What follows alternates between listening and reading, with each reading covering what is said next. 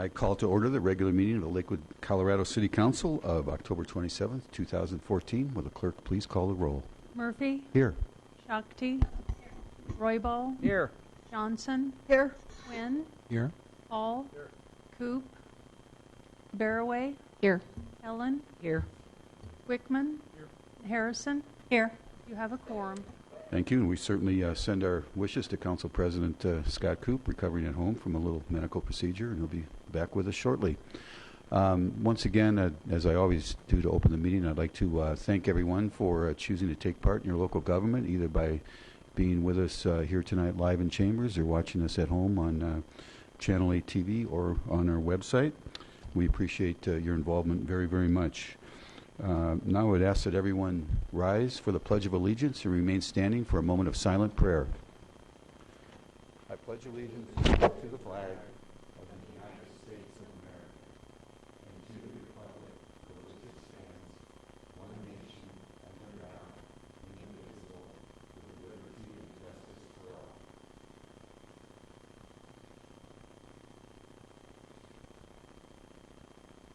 Thank you. Please be seated.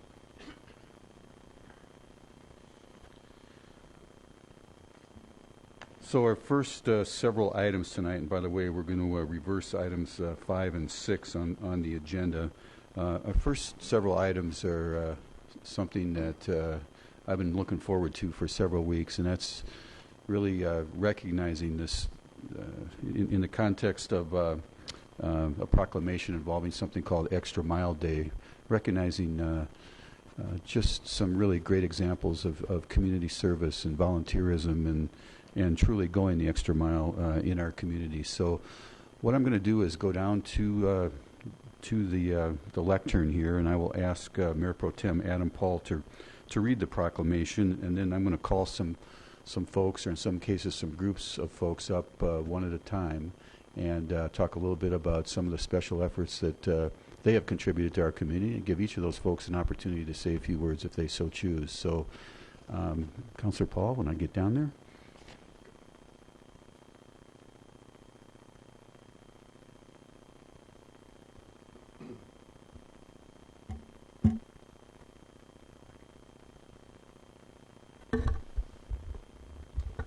All right. Proclamation, Extra Mile Day, November 1st, 2014. Whereas Lakewood is proud to support Extra Mile Day on November 1st, 2014, a day celebrating the idea that one person or one organization has the power to positively change the world. And whereas Lakewood is a community that exhibits a special vibrancy because its individual residents go the extra mile to volunteer and serve their community. And whereas our city and neighborhoods are strengthened when our schools and churches work together with residents and businesses to meet the needs of the community, find solutions to challenges, and offer assistance and help. And whereas that linking of helping hands is the foundation for Lakewood Linked, Mayor Bob Murphy's initiative to foster collaboration, communication, and cooperation. And whereas we want to recognize and express our appreciation tonight to volunteers and advocates in Lakewood who have made important contributions to projects throughout the city in the last year. And whereas these individuals and organizations exemplify the principle of going the extra mile, as well as the ideals of Lakewood Link to make their community better. Now, therefore, be it resolved on behalf of the City Council, the people of the City of Lakewood, Colorado, I, Bob Murphy, Mayor of the City of Lakewood, Colorado, by the virtue of the authority vested in me, do hereby recognize Extra Mile Day on November 1st, 2014 in the City of Lakewood. Thank you, Councilor Paul. And as I ask the folks to come down, I have a copy of that proclamation for each of you, or each group of you. So first I would like to ask Pastor Reg Cox to join me at the podium, and I'm not sure if Diane Rodas is here tonight or not. But we all know Reg. Pastor Cox is the senior minister at Lakewood Church of Christ. Diane Rodas, who couldn't be with us tonight, is a Lakewood resident and business owner. And Reg and Diane were the two cogs in the wheel that got the Foothills Field of Dreams project rolling toward the goal of providing a new sports field for the students at Foothills Elementary School. and also for so many other activities that are going on up there. I had the pleasure of going to the carnival yesterday afternoon. There's a real community spirit there, Reg, and you and Diane have so much to do with that. So my congratulations, and please accept this proclamation and say a few words. You're never short on words, right? Well, we're just better together. We work better together. We live and enjoy life better together. And so Lakewood is a great place for different groups of people to come together for the common good. And I appreciate being a part of the Lakewood spirit. Thank you very much. Thank you.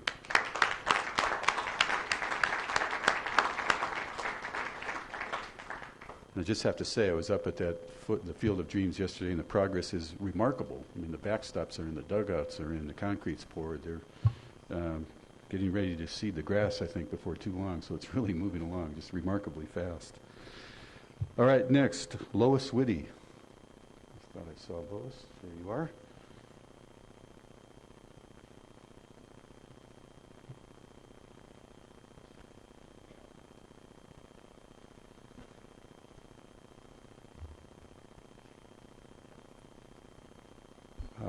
Lois is a Lakewood resident, and she's also senior counsel for the U.S. Department of Agriculture. She's a volunteer and coordinator for a reading program at Principal Stacy Bedell's school, Iber Elementary. And Lois, you're in your third year, I think, of the reading program, right? Third or fourth year of the reading program. And she managed to get in almost 40 volunteers from her place of work to donate their lunch hours once a week to work with Iber students through an ongoing schedule. And as a result, Principal Bedell has since hired a volunteer coordinator to help match the kids with volunteers. So that's really cool. Congratulations, and thank you so much. Thank you so much for what you do. I'd like to say a few words about what's going on at Iber. Thank you.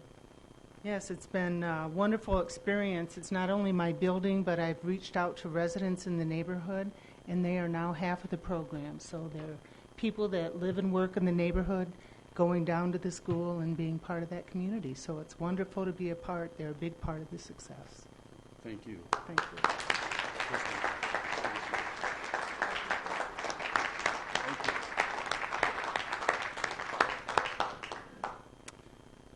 Stephanie Wise, there you are.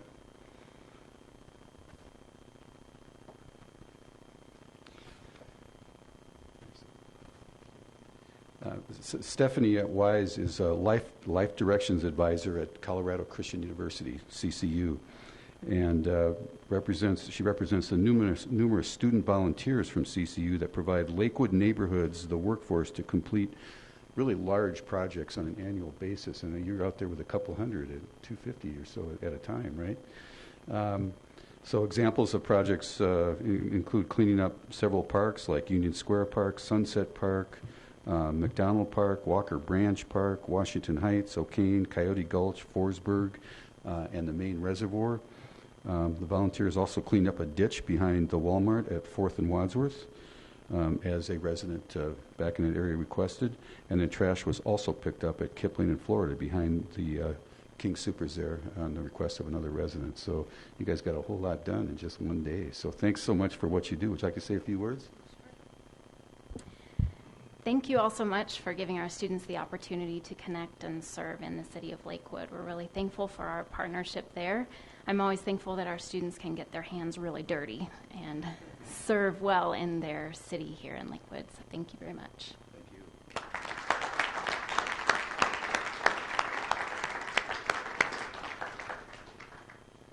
you. And is Jim Edwards here? There you are. Come on down.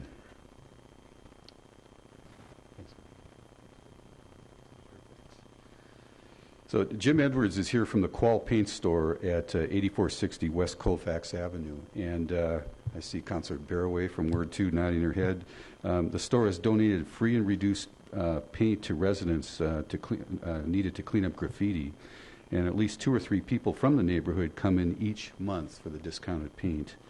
And the store has also provided all the paint and supplies to complete the first Colorfax mural at the King's Rest Motel on West Colfax, obviously part of the 40 West Arts effort. And for those who don't know, the Colorfax is a program created by the 40 West Arts District to help revitalize and brighten up and make, as the plan says, make Colfax sparkle. The project includes support of the West Colfax Community Association, 40 West Arts District, and the Lakewood West Colfax Business Improvement District, and you have played a crucial role. So thank you very, very much, and here is your proclamation. So I can say a few words about what you're doing.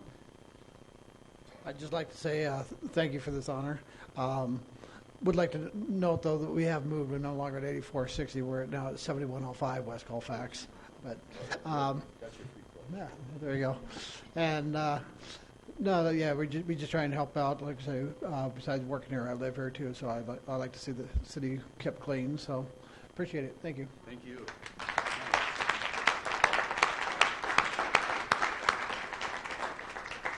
Isn't that what this is all about? And then finally, I'd like to ask Jim Hassick, Terry Belair Hassick, and I understand Don Holsinger might be here as well. All right, well, come on down, guys.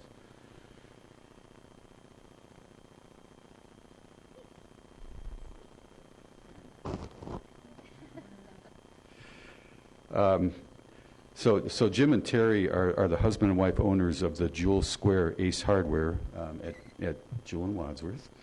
And store manager Dan Holsinger could not make it tonight, but the store participated in the Southern Gables Sustainable Neighborhood effort by providing relevant workshops and a discount on energy-saving supplies to the neighborhood's residents. The store also assisted with the outdoor classroom project at Lakewood's Patterson Head Start program by providing supplies. So thank you so much. There's probably much more that you do, and we appreciate it very much. And feel free to talk about it a little bit as I present you this proclamation. And sincerely thank you for everything you do. We feel very fortunate to have been welcomed into the neighborhood, into the community, and we're trying to grow a little bit and give a little bit back. And so we're honored to be recognized and hope to do more in the future. Thank you.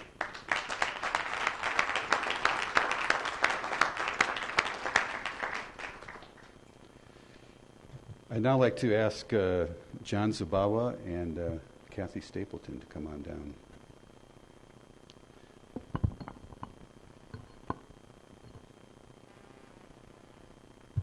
So this is not a proclamation, but a recognition, an opportunity to give John and Kathy an opportunity to speak about what's going on at the Senior Resource Center.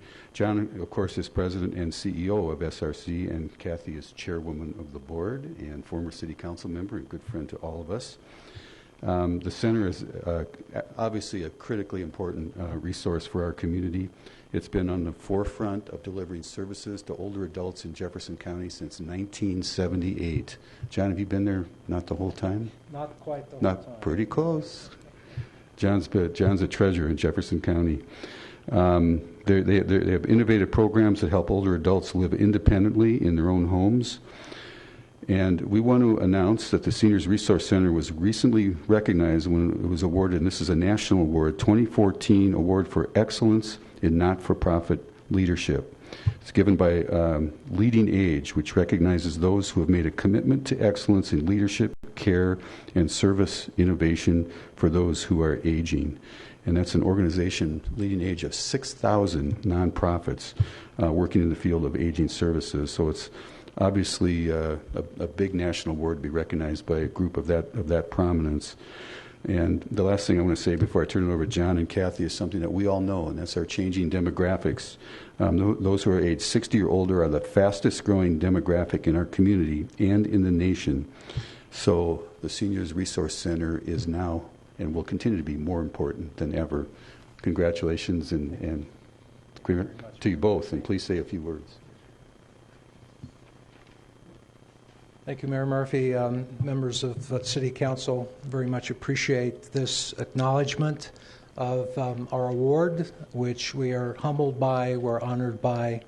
As Mayor Murphy said, basically this was the vote of 6,000 members of Leading Age, which basically represents the continuum of long-term care services, everything from independent housing to continuing care retirement communities to home and community-based service providers such as Seniors Resource Center.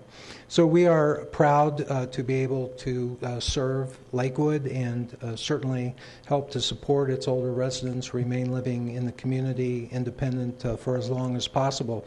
This award really signifies the dedication and commitment of our very caring staff, our volunteers, and certainly our board of directors and leadership. Kathleen is chair of, and Councilman Quinn is also a member of our board of directors as well. So I did want to mention that we hope you will join us on November 6th, our Gift of Independence breakfast, 7:30 in the morning at the Sheraton Denver West. We would welcome your participation. Kathleen, would you like to say a few words? Of course. I'm assuming Mr. Quinn has his table filled with all of you sitting there at that table on Thursday, November 6th. We appreciate his work on our board and his participation. We were in Nashville last week receiving this award, and I don't know if you've all ever been to Nashville, but it's a very happy music city. And I had an idea that maybe we should have music on the corners on Colfax and Alameda and Kipling and Wadsworth. Everybody would be happy. You could have a guitar now and then, you know.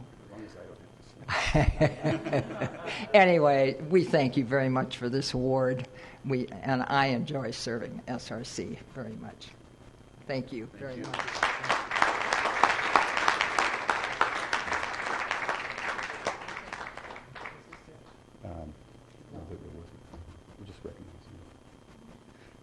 In closing, I'd just like to, we talk about collaboration so much, and, our own Community Resources Department works very closely with the Seniors Resource Center. We help provide transportation to older adults.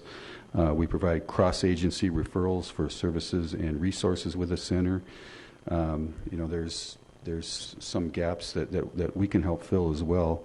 For example, our older adult program provides Volunteers of America meal site, while the SRC provides adult daycare. So that just goes to show you how it takes a village, I guess, but it takes lots of folks working together to provide these critical services to so many of our older adults. So if we could, just one more round of applause for everyone that was recognized today.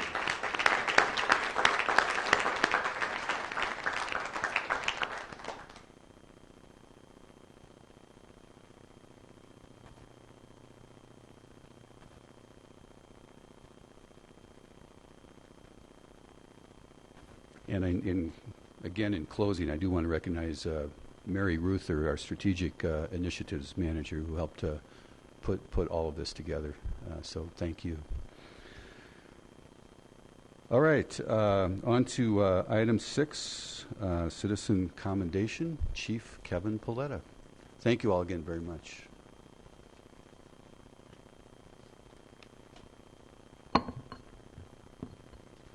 Good evening, Mayor Murphy, members of City Council. It's certainly my privilege to present another award to a Lakewood citizen.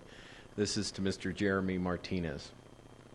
On June 29th this year, Jeremy Martinez was in his residence on West Washburn Place at approximately 11 p.m. when he heard a loud explosion. Alarmed by the noise, he looked out his living room window to see a large bush on fire in front of his neighbor's home. Mr. Martinez noticed that the bush was planted against the home and the flames appeared as tall as the city streetlights. He immediately ran across the street and began knocking on the windows in an attempt to warn the neighbors of the danger. Hearing Mr. Martinez's knocking on the window and his yelling at the house, the neighbor was aroused from a deep sleep and was able to escape the residence uninjured. The home sustained significant fire damage to the roof, the siding, the gutters, the living room, and of course the bush was totally destroyed. Mr. Martinez's actions were both selfless and commendable. Without hesitation, he responded to a dangerous situation, disregarded his own safety, in an attempt to save the life or lives of others. Therefore, it is my privilege to award Mr. Jeremy Martinez with the Citizen's Commendation and to thank him for his quick thinking and selfless actions. Thank you. Thank you.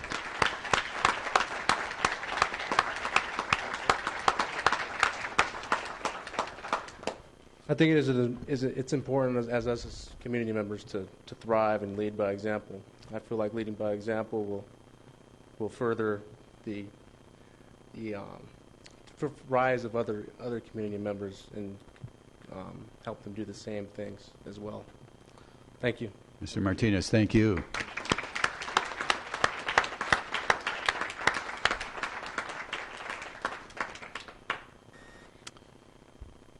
Okay, on to public comment. This is the point of the meeting where the public is invited to address City Council on items that do not appear on the agenda. And as always, all comments should be directed towards City Council. And as always, we have a 3-minute time limit per speaker. And it'll be green for the first, there's some lights up here that will be green for the first 2.5 minutes. And then when the yellow light goes on, there's 30 seconds. And when the red light goes on, your 3 minutes are up, at which time I'd ask you to conclude your comments. Maddie and Debbie, you guys have signed up. Is there any? Is that for the budget? Yeah. I'm sorry. I got them out of order. It's my mistake. No, my mistake. All right. Nobody has indicated a desire to speak in public comment by signing up. Anybody wish to comment on a non-agenda item? All right. With that, we will close public comment. Kind of a stunned silence. That hasn't happened for a while, so I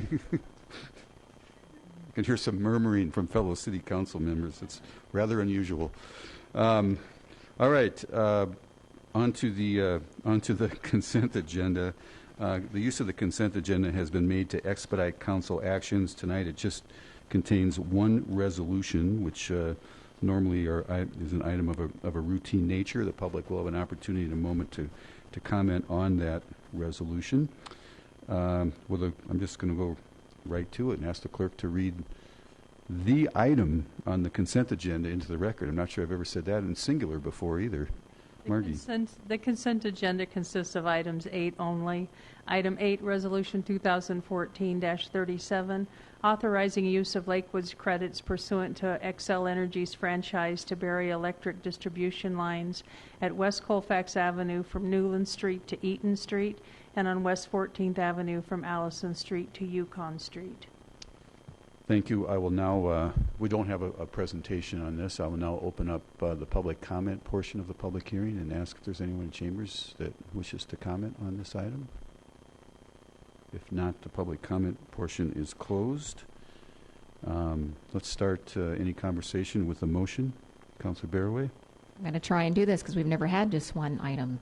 Let's see if I can do this correctly. Mayor Murphy, I move for adoption of Resolution 2014-37, introduced into the record by the city clerk. All right, we have a motion and a second on item 8. Any conversation? Any questions, discussion? If not, please cast your votes. And it passes unanimously, 10-0. All right, on to ordinances on second reading and public hearings. Will the clerk please read item 9 into the record? Item 9, Ordinance O 2014-22, deleting Section 2.32.30 of the Lakewood Municipal Code relating to municipal election procedures. Thank you. Again, no presentation, and no, we are not deleting municipal elections. Mm-hmm. Just a little portion of the code there, although some may wish. Oh, well. Again, I'll open up public comment on this item. No one's indicated a desire to speak. All right, I'll close public comment, and I'm ready for a motion. Mayor Murphy, I move for the adoption of Ordinance O 2014-22 on second and final reading. All right, we have a motion and a second. Any discussion or questions from council? If not, please cast your votes.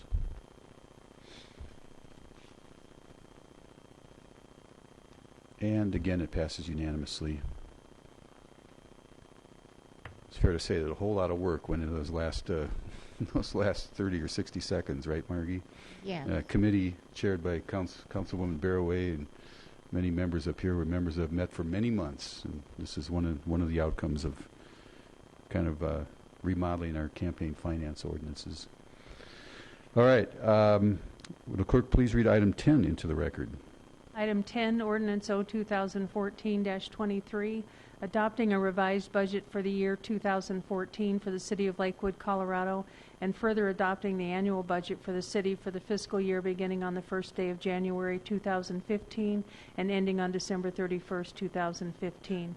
Estimating the amount of money necessary to be raised by levying taxes for the year 2014 to defray the costs of municipal government of the City of Lakewood, Colorado for the fiscal year beginning January 1, 2015 and ending December 31, 2015, and estimating the amount of money to be derived from other revenue sources, setting forth the appropriations for each fund. Thank you. And I would ask our Director of Finance, Larry Dorr, to come forward. And while he's doing that, I would just kind of remind the public, and I'm sure Larry will mention this too, this is the one item where we have two public hearings every year as called for by our city charter. In addition to that, we had a rather thorough budget study session in early September. A couple of weeks ago, we had a rather abbreviated presentation because of the anticipated length of our council meeting that night on October 13th. So because of that, Larry and some other folks from our management team are going to do this in a little more detail tonight. Mr. Dorr, welcome. Thank you, Mayor and members of City Council. Once again, Larry Dorr, City of Lakewood Finance Director and City Treasurer. Well, tonight marks the final step in the city's annual budget process. I'll go over some of the things that have occurred to date, but tonight is really that last step as dictated by the city charter. The city charter requires that a budget for the ensuing year be adopted by November 1st. That's one of the last steps. We'll also have a public hearing, as Mayor Murphy mentioned. At some point, I'll get out of the way and we'll have some comments and feedback from the public and questions and answers. We continue to get questions throughout the process, and I'll address a few of those that have come in and that were mentioned at the last meeting. By way of an agenda, after I give a bit of a budget background from 2013 results, 2014 activities to date, and the 2015 forecast, I'll step aside and we'll have a bit of an update from our three largest departments. Our police department, Chief Kevin Paletta will come and talk about an action that's happening in the police department. He will then defer to our Public Works Director, Jay Hutchison, who will talk about a couple of projects underway and planned for in Public Works. And then our Director of Community Resources, Kit Newland, will come up and talk a little bit about things happening in the Community Resources Department. That should feel natural. 75% of our operating budget or more is spent on those three activities. So naturally, the public would be interested in wanting to hear about what's going on in those three large departments.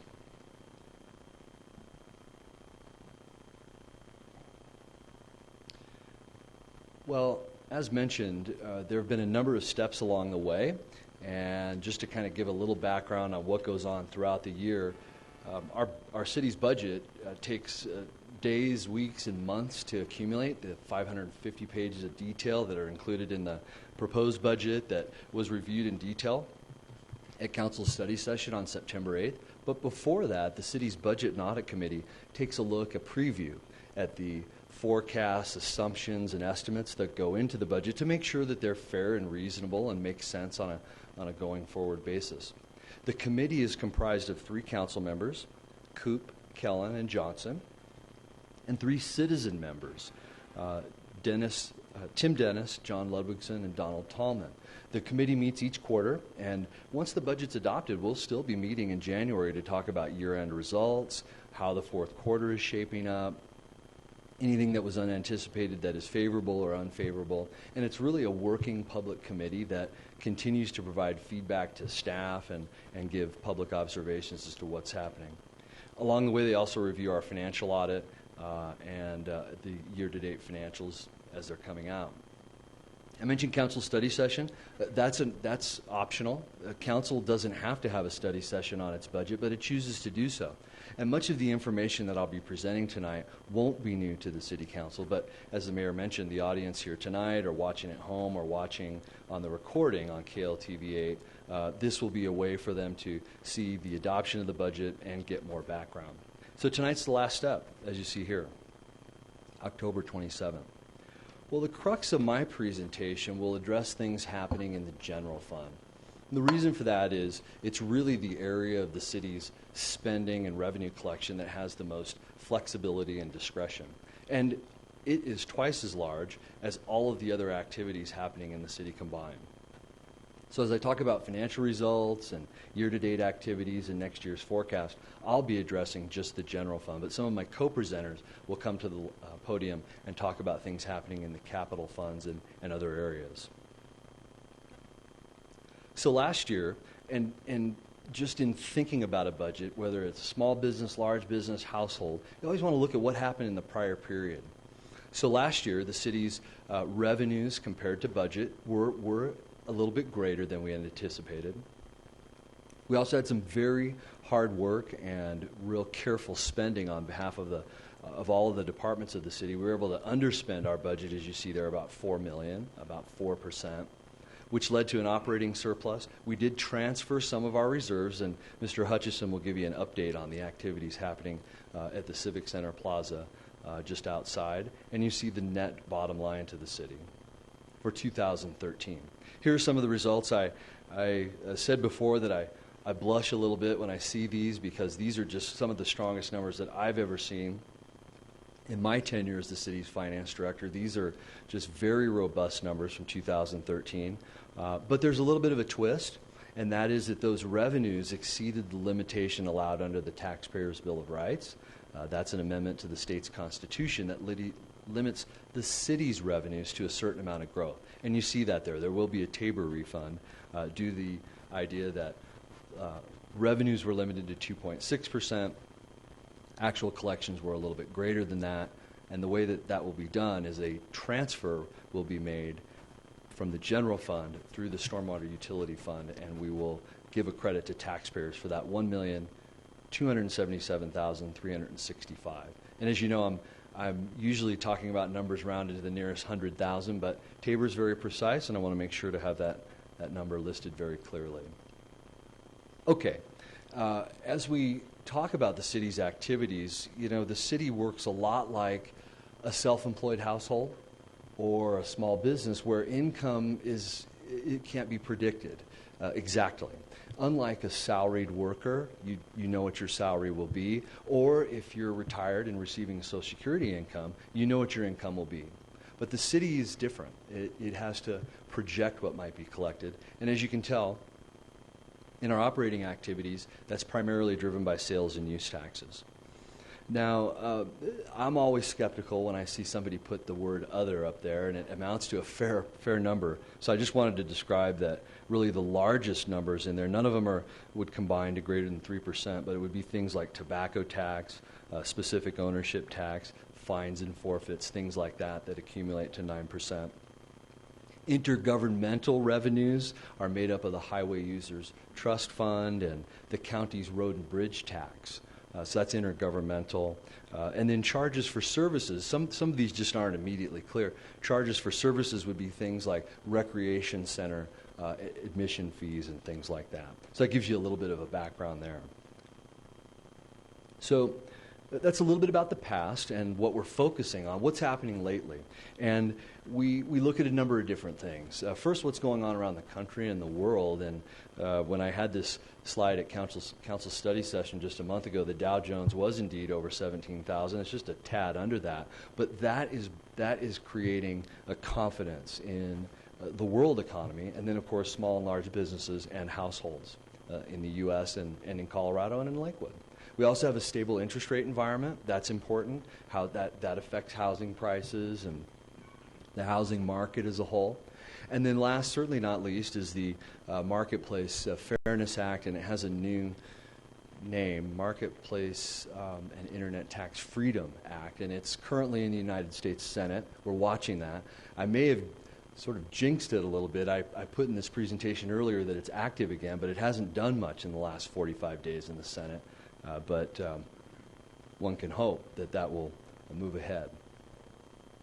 So in addition to what's going on around the U.S. and around the world, we look at, as a city, as a budgeting function, what's going on in the Lakewood economy. And my first slide, which will come up again, is a very substantial and meaningful investment by one of Lakewood's largest employers, Terumo. They're investing some $40 million in their current headquarters facility. That's terrific. Great to see that expansion. Great to see the business investment. This is a shot of the headquarters of First Bank of Colorado out on West Colfax, founded in Lakewood in 1960. This is another company investing $40 to $50 million in its headquarters campus. All terrific to see. Positive, by the way, if it's not completely obvious. These are the things we like to see happening in the Lakewood economy. This is a construction job happening at Belmar. This is multifamily housing. Here's a picture that I showed a year ago out at Solterra, and if you watch this pretty quickly, you're going to not only see this house finished, but you see another house built right next to it. So we see the residential component happening. I showed the office. Of course, this is Lamar Crossing over a year ago, and of course it opened earlier this year. Also out at Belmar, I took this shot a year ago. Here it is complete. A lot of different stock, a lot of different housing stock to serve all of the different jobs that are going on in the community. Here's another office. This is the old Black Angus location up on Union, and you can see the investment happening there. This is a couple months old. I'd be eager to get back up there and take a look at it. Office jobs, we've got some retail activity happening. This is happening out at Denver West, and between Denver West Village and Colorado Mills, over $1 million a day in sales is happening out there, retail sales. And this is that new Olive Garden on the north side of Colfax. Inside the mall, the Mills Mall, we have new tenants that are moving in. These are A-credit tenants, meaning they not only pay substantial rents, but then their neighbors do. These stores drive foot traffic at the Mills, and the Mills is quite vibrant. And I can tell you that the collections have increased, and there's just a lot of vibrancy going on. And that's terrific. We need to have shopping, restaurant opportunities, good transportation.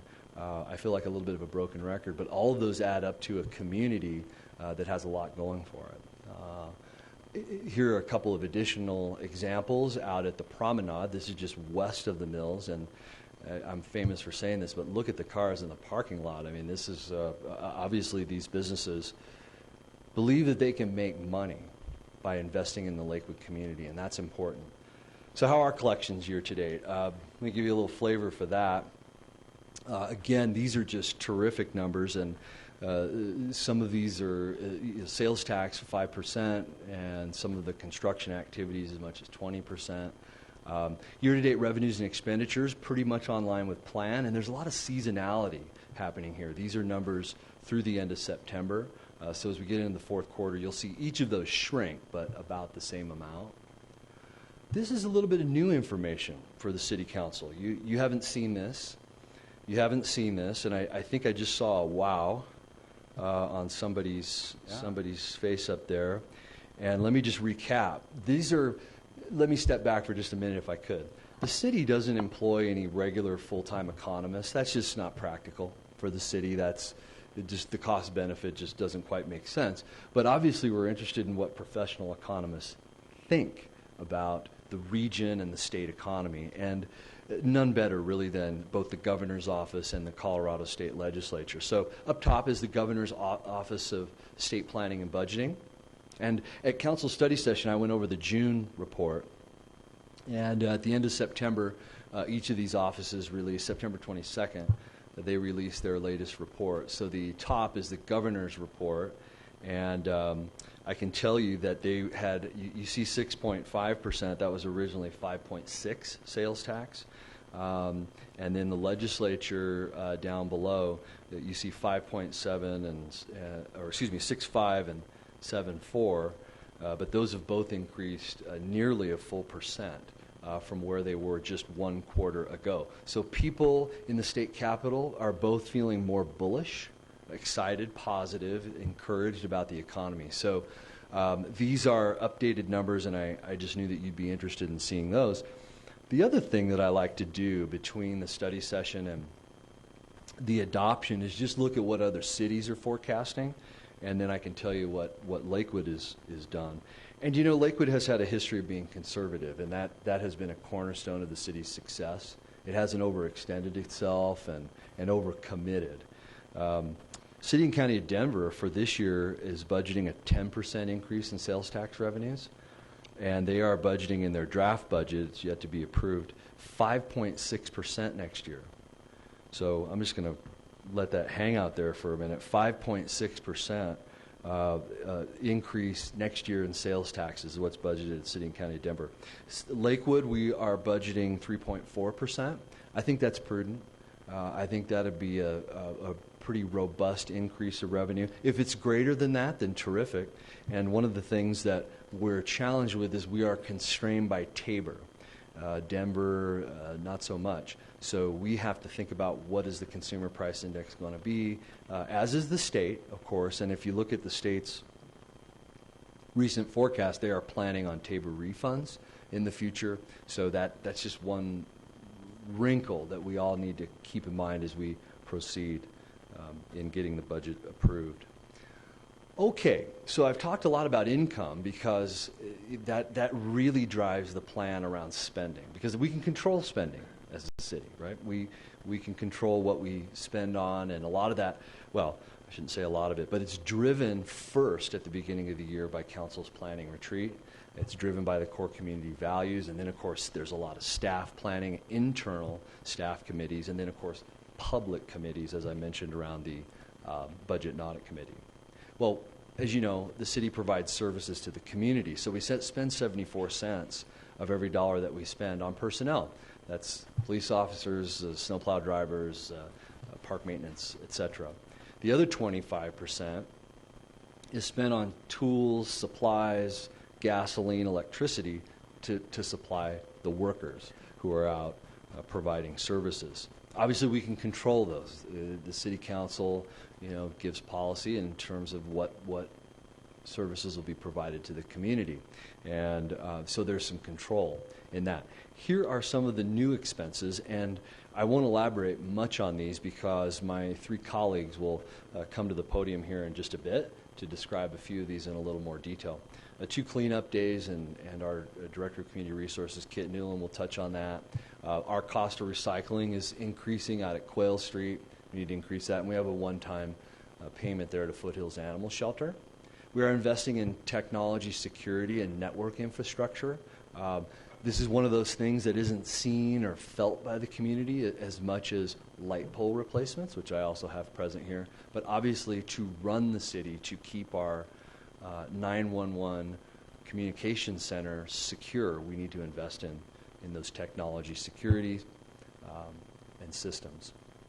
Electronic docketing, we're excited to bring the municipal court really into the 21st century so that we can make that experience more productive and efficient for visitors to the municipal courts.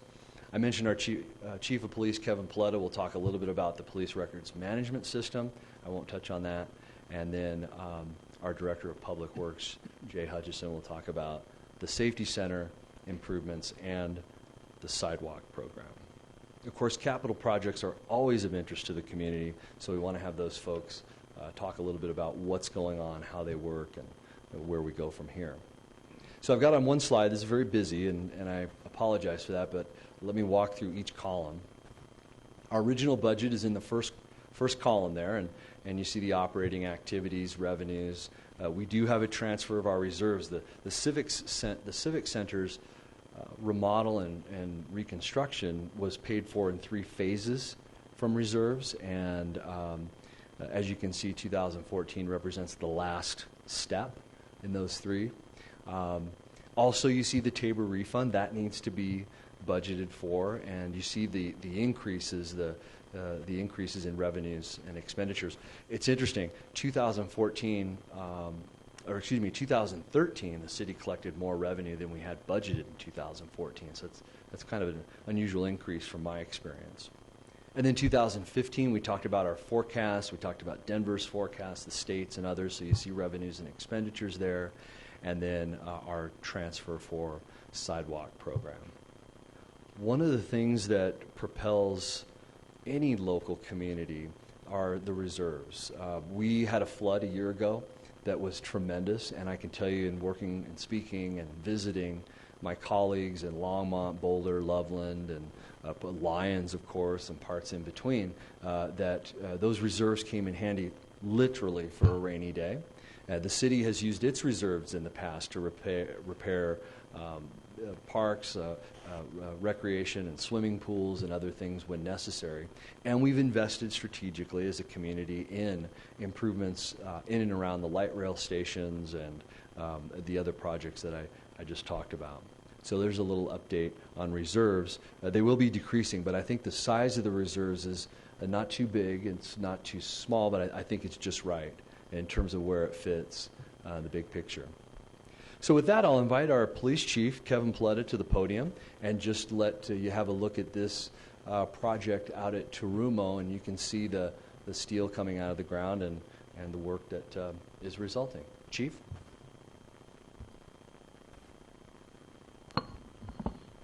Thank you, Larry. Again, Kevin Paletta, Lakewood Police Chief. I have an opportunity to present some information on a capital project that's being done this year, next year, and the year after in the police department, and that is a replacement of the police department records management system. Just give you a brief overview of a records management system in the police department. This really is the data backbone for the police department. This is where we store all of our police records, police reports, citations, arrest records, accident reports, all of the things that drive the police operation. It is a hub of information that feeds other systems, such as the courts, such as Department of Motor Vehicle traffic records. Also feeds our police dispatch computer system so that the dispatchers will know if we've had previous calls for service or incidents at homes in the city of Lakewood. So it really is central to the operation of the police department. In the 1990s, the police department had operated on a system that was built in-house. It was the infamous green screen systems. It was actually very functional, but quickly the open market produced better systems off the shelf than we were able to produce and sustain in-house. So in early 2000s, we made a transition from an in-house system to our first off-the-shelf vendor purchase of a records management system, and that was the Intergraph system. That was purchased in 2002, and in 2002 that system cost us $1.2 million for our records management system. We were the sole customer for that particular system. There are several Intergraph installations throughout the county and throughout the state, but we entered into a single contract with Intergraph. Intergraph informed us in late 2012, early 2013 that they would no longer be sustaining their current architecture and that we would need to either purchase their new system or we would need to look at additional systems. So we chose that as an opportunity to see what other systems may be out on the open market. We formed a consortium, so instead of going it alone, we formed partnerships with our Jefferson County law enforcement agencies, Arvada, Edgewater, Golden, Jefferson County, Wheat Ridge. Mountain View has since been added to that list, but I have to tell you that Jefferson County, since the time I made this presentation to council before, has decided not to go forward with the new records management system. Primary reason is that the jail module of the niche system that we have all agreed to purchase is not as robust as they would like. Their system is not, it's at least sustainable for the near future, and so for that reason they have decided not to go forward with this.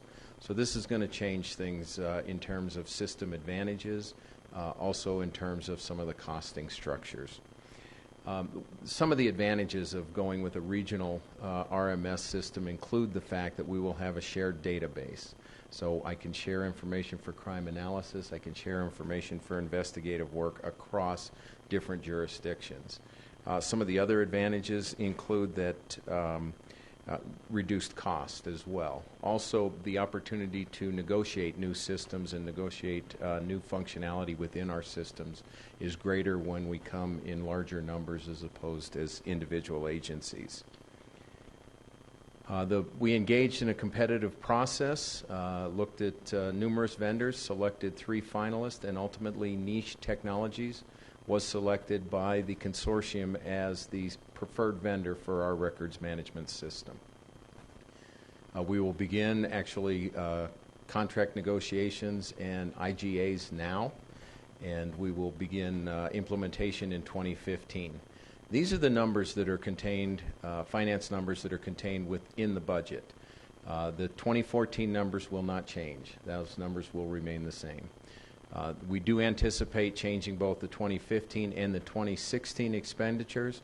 The committee and the consortium is still getting together to determine what impact this will have, not only on the architecture of the system, because we had anticipated Jefferson County being the host for the servers. Now it's looking like Lakewood will host the servers. But we will also change the architecture, the infrastructure, how other agencies access our system. All of those things will need to be reworked. I think it's important to note that while we did lose Jefferson County, we've still maintained a very robust consortium in Jefferson County, with the largest municipalities being involved in this selection process. And the money savings from this system will certainly benefit us, as will the functionality benefits. Not only benefit our agencies, but also the citizens of Lakewood. As I mentioned, the next steps in this process include finalizing the IGA between all the consortium partners and beginning the installation in 2015 with an anticipation that the smaller agencies would go first in this process to try to work out some of the bugs, so to speak, or at least some of the learning curve that occurs with any new technologies. But then finalizing the installation in 2016, and that's when Lakewood PD would most likely go live with this records management system. So that's going to be a big project and a relatively big expenditure for us as we move forward. I now will turn it over to Mr. Hutchison to talk about some capital projects in Public Works. Thank you.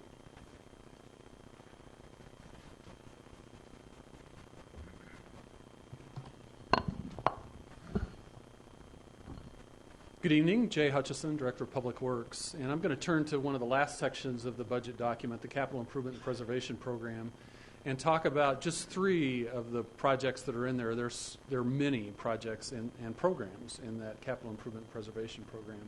I'm going to focus on 3 that are probably 3 that interact with more of the Lakewood community than some of the others. They're pretty broad.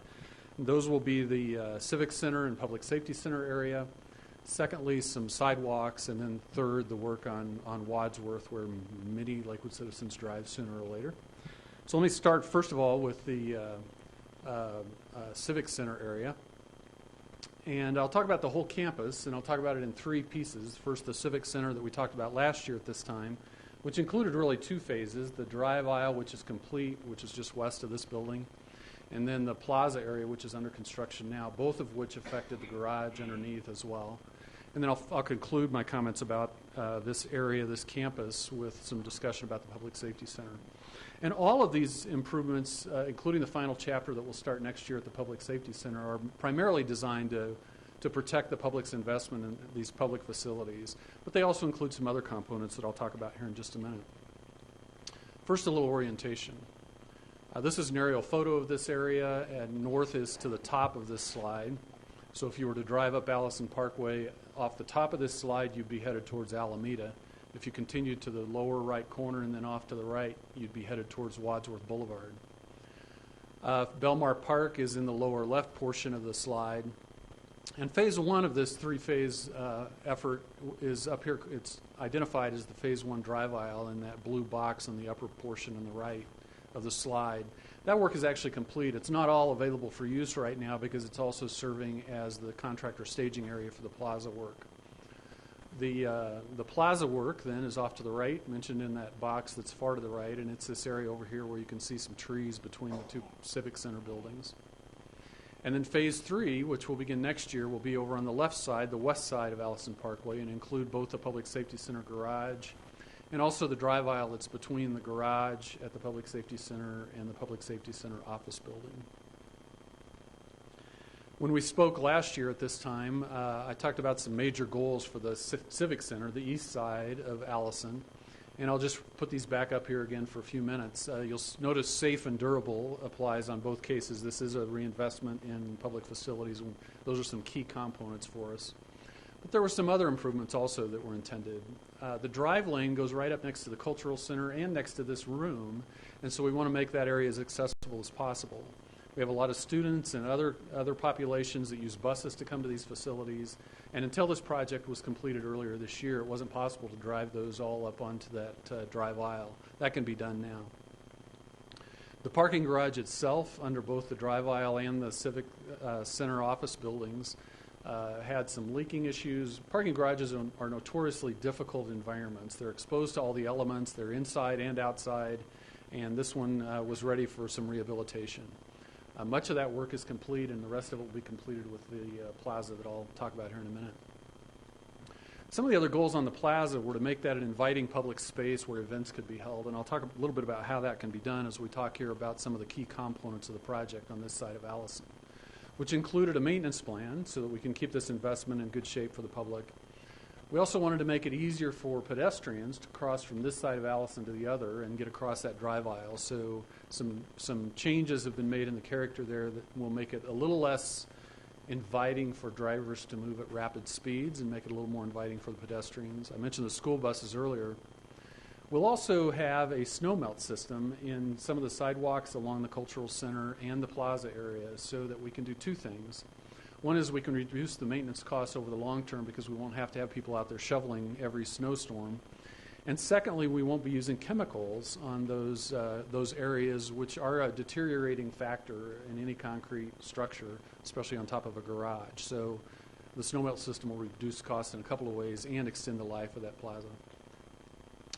There will be new waterproofing. In fact, that installation will probably happen in the next week or two, assuming weather cooperates. And then the top surface will be modular pavers, which will allow both an easier replacement and easier maintenance of the snow melt system and a more attractive, we think, appearance for that area. I'll show you some illustrations in a minute that will better illustrate the new planters. There will be more energy-efficient lighting in the area, a shade structure that you'll see here in a minute, and the fountain on the east end will remain in place. This is a view looking from the other end of the plaza across the fountain towards the Public Safety Center. That is a yellow school bus at the far end, illustrating that you can drive a school bus up there now. The trees are not in that configuration today. Some had to be removed, but they will be replaced. And if you were standing in this location and walked off to the right, here's the view that you would see as you look down the plaza again towards the Public Safety Center on Allison Street. Let me point out a couple of things here. In the lower right corner of this picture is a white rectangular structure. And again, these are general illustrations. They're not exact replications of what the facility is going to look like. But that is a planter. There will be several around the plaza area. This one doesn't have any plants in it yet, but come springtime, we'll be looking at getting those planted in some fashion as well. At the far end of the right side of the picture, you'll see kind of a curvilinear-shaped canopy with a grand piano under it. We're still looking for a volunteer to provide the piano, but that aside, the canopy will be there for a couple of reasons. One, it'll provide some shade for people who enjoy being outdoors to utilize the plaza at any time. It'll also provide a stage venue for any events that can occur in the plaza area over time. If you were to move closer to that shade structure and an event platform, this is what you would see. And again, you can see some of the rectangular features on the right that are white that are for planting areas.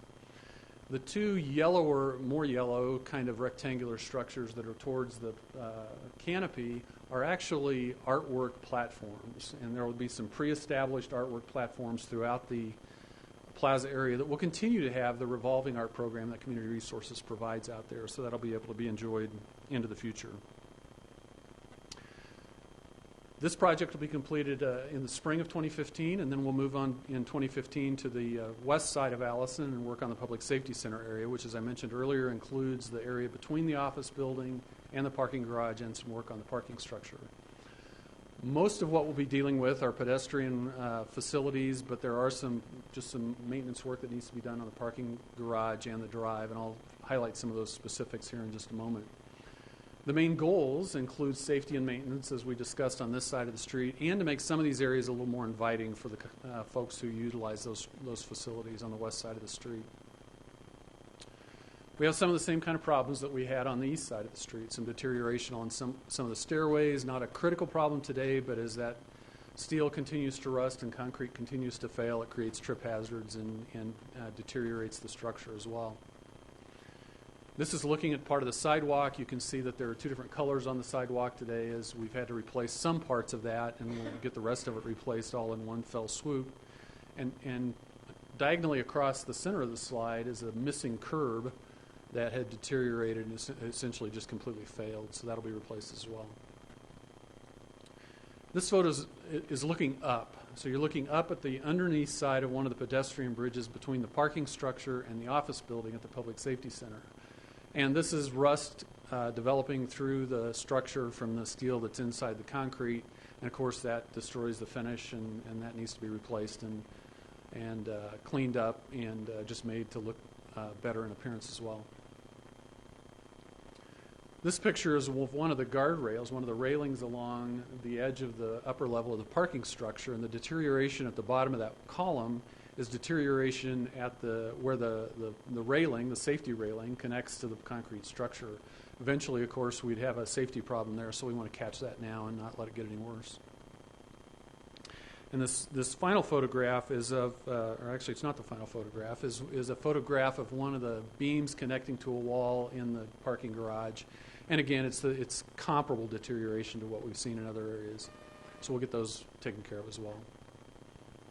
This is the underside of one of the stairways from the upper to the lower level of the parking structure, and some of the concrete is delaminated, and it's a little difficult to see, but down in the shade underneath there is where some of the concrete has actually fallen off.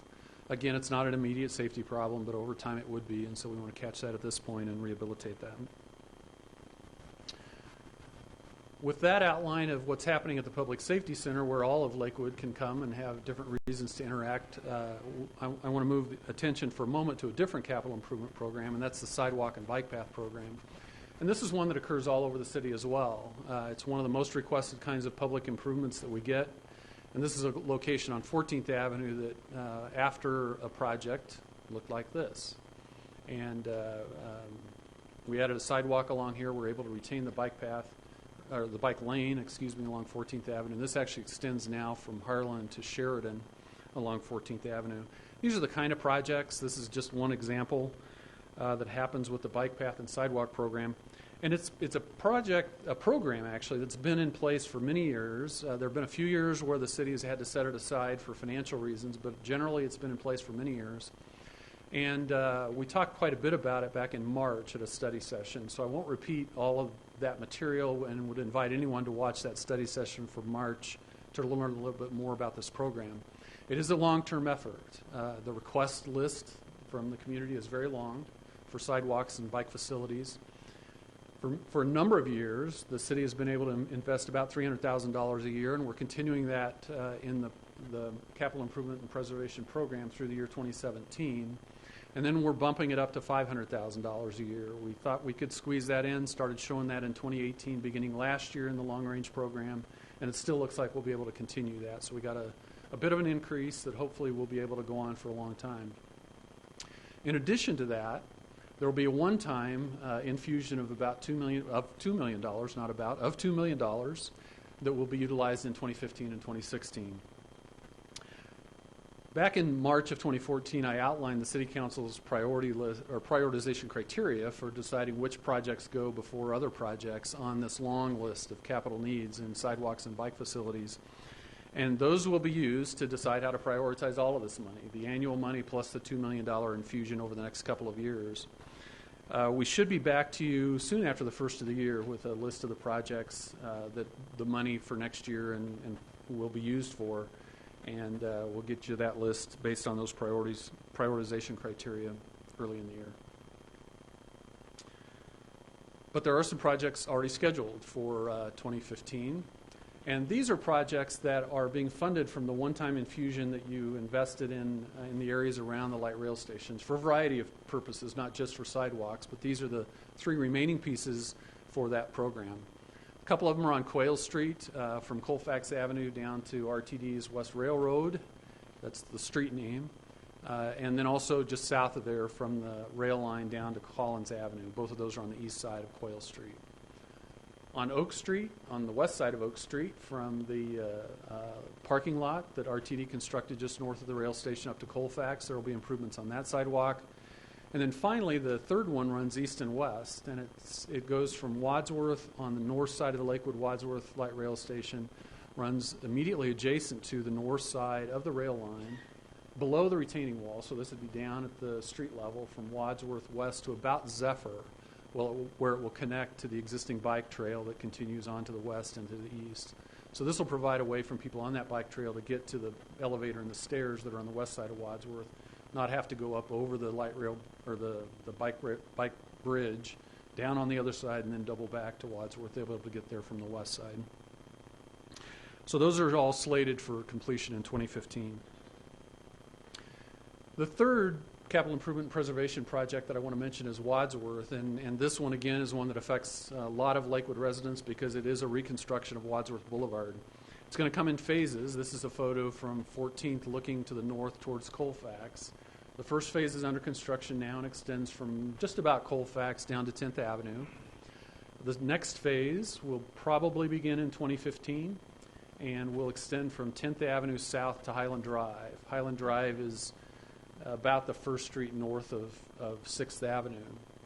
A third unfunded phase at this point goes from Highland Drive on south to about 4th or 5th Avenue and would include rebuild of the entire interchange, but as I mentioned, that's unfunded at this point, so unscheduled also. This is a project that is a joint effort. The Colorado Department of Transportation is managing the project and has hired the contractor. Funding is coming from the Colorado Department of Transportation, the Federal Department of Transportation through the Denver Regional Council of Governments, and also from the City of Lakewood. The city provided match money for some Denver Regional Council of Governments grants, and that provided the construction funding. The Colorado Department of Transportation is providing the project management, paid for the design, and also the right-of-way acquisition that was necessary for the project.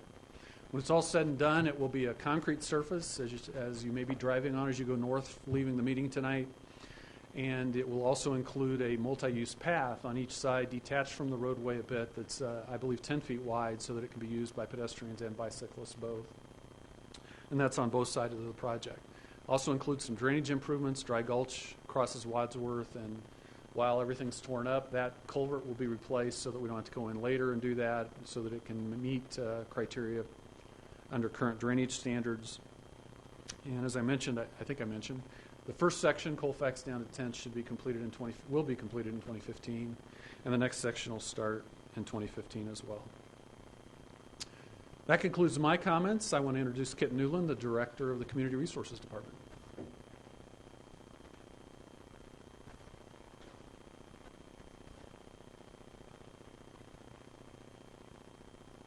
Thank you, Jay. Kit Newland, Director of Community Resources. I'm going to share with you tonight some facility improvements we've been working on in our department, as well as some special initiative and some focus areas that we've been working on over the last year or so. First, the Patterson Cottages. I mentioned this when I was here about a month ago. The picture that I had at that time was not nearly as far along. This is an outdoor classroom area that we've added, and this was also mentioned with the Ace Hardware owners that received an honor tonight. They did contribute to this project. We had great community partners. This is an outdoor classroom that takes all the components of indoor learning to the out of doors. These kids that come to this facility spend 50 to 55 hours there each week, and as you all know, research is indicating that our children these days spend far too much time indoors, and this provides us an opportunity to allow them to do their learning outside whenever the weather whenever the weather will allow, which is quite often here in Colorado, as you know. We had great partnership in the community, as I mentioned. I wanted to mention the multiple partners we had: the Temple Buell Foundation, Qualistar, the Colorado Garden Show, Front Range Lumber, Ace Hardware, Alameda Wholesale Nursery, Renewable Fiber, and then we had in-kind labor and construction support from the Colorado Construction Institute. Really great. I mentioned the Lakewood Cultural Center Theater last time I was here, but now we have pictures of the inside, and we were able to replace all of the seats in the theater. They're starting to fall apart, and now we have new seats, and we rearranged the seating to allow for better ADA accessibility, a lot better access for wheelchairs in and out of the facility. We were also able to upgrade the lighting and some of the sound in the sound booth, and new paint and new carpet. And I've been bragging a lot about the Mount Air Park Farm, but I will continue to do so because it's been such a great project. We're almost ready to finish up this year of harvesting at the farm. They have one more Friday of harvest sales next Friday. They reported last week that they've reached 5,000 pounds of produce that they've harvested this year through the community shares as well as the farm sales every Friday. And then they also make contributions to the Mount Air Community Church. The community group, the advisory group that works closely with the staff from the farm, are talking now about expansion to the west of the current space and adding some additional space, and they're talking about what that might look like next summer. And then we're also working with them on a summer camp program that we're going to start next summer as well, so we're very excited about that. I mentioned the Whitlock Locker Room project. Didn't have pictures yet, but you can see how great this is. The ladies' shower area now. It's bright and cheerful. Where it used to be pretty dark, we had some water erosion in the walls, and so the walls came down, and we had a long closure this past summer. But now we've got a nice locker room facility for the patrons there. We got great cooperation from the community. We were able to find spaces to move people when we went through this closure, and it's turned out really well. I wanted to mention, there was one other little thing I wanted to mention about this project. Oh, the therapy pool. We were able to add a new disinfectant system, an ultraviolet system to the pool, which gives us better water clarity and consistent water clarity.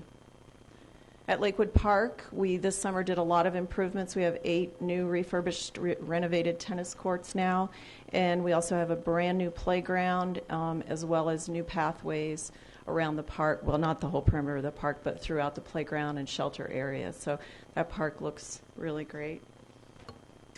At the Clemens Community Center, they received their first really big renovation project since 1980. So we completed a front desk remodel. We have complete ADA accessibility there now. This front desk is now adjacent to the front door where it used to be off to the side. We took down a wall to bring in some outdoor light there at the front and added new paint and new lighting to really brighten the area up. At Holbrook Park, we completed a lower pond project to improve the drainage, and in the process, we were also able to restore wetland area. We had lots of volunteer participation. We did planting of willows at the completion of that project. And with the rains we've been having, that's been functioning really well. We haven't had any problems with that. At Morris Park, we had a very unsightly drainage pond on the east side of the park. Through NPP funding and some additional open space funding, we were able to complete this rain garden.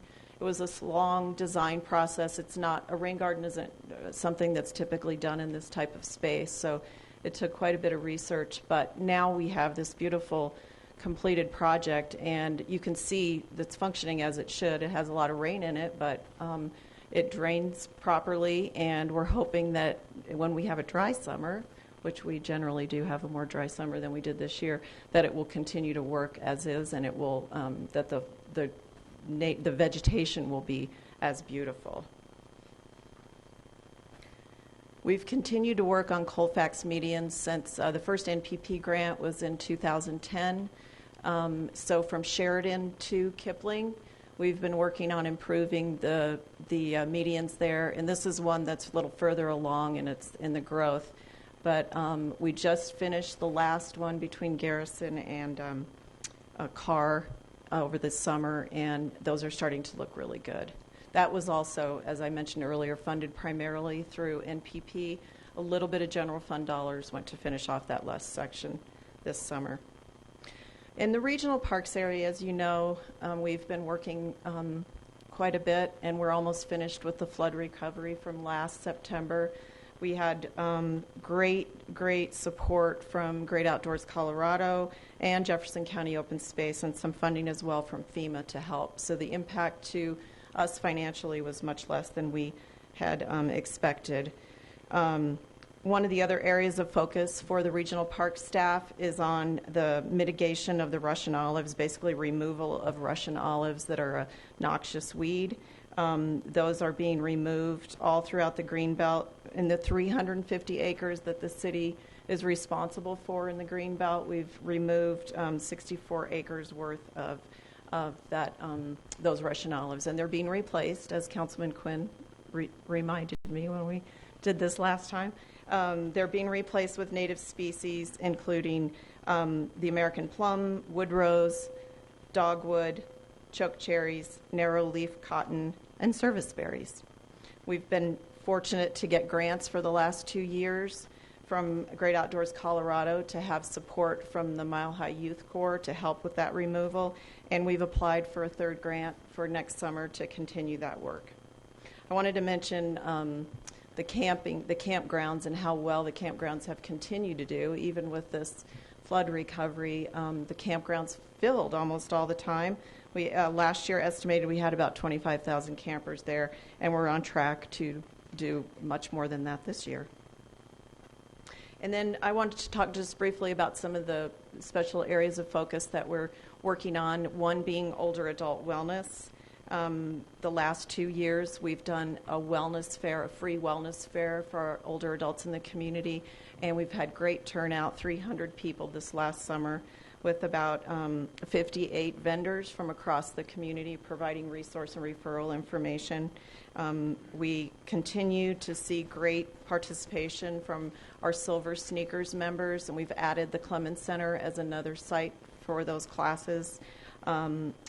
Last year, we served 42,000 Silver Sneakers participants, and again, we're on track to exceed that number this year.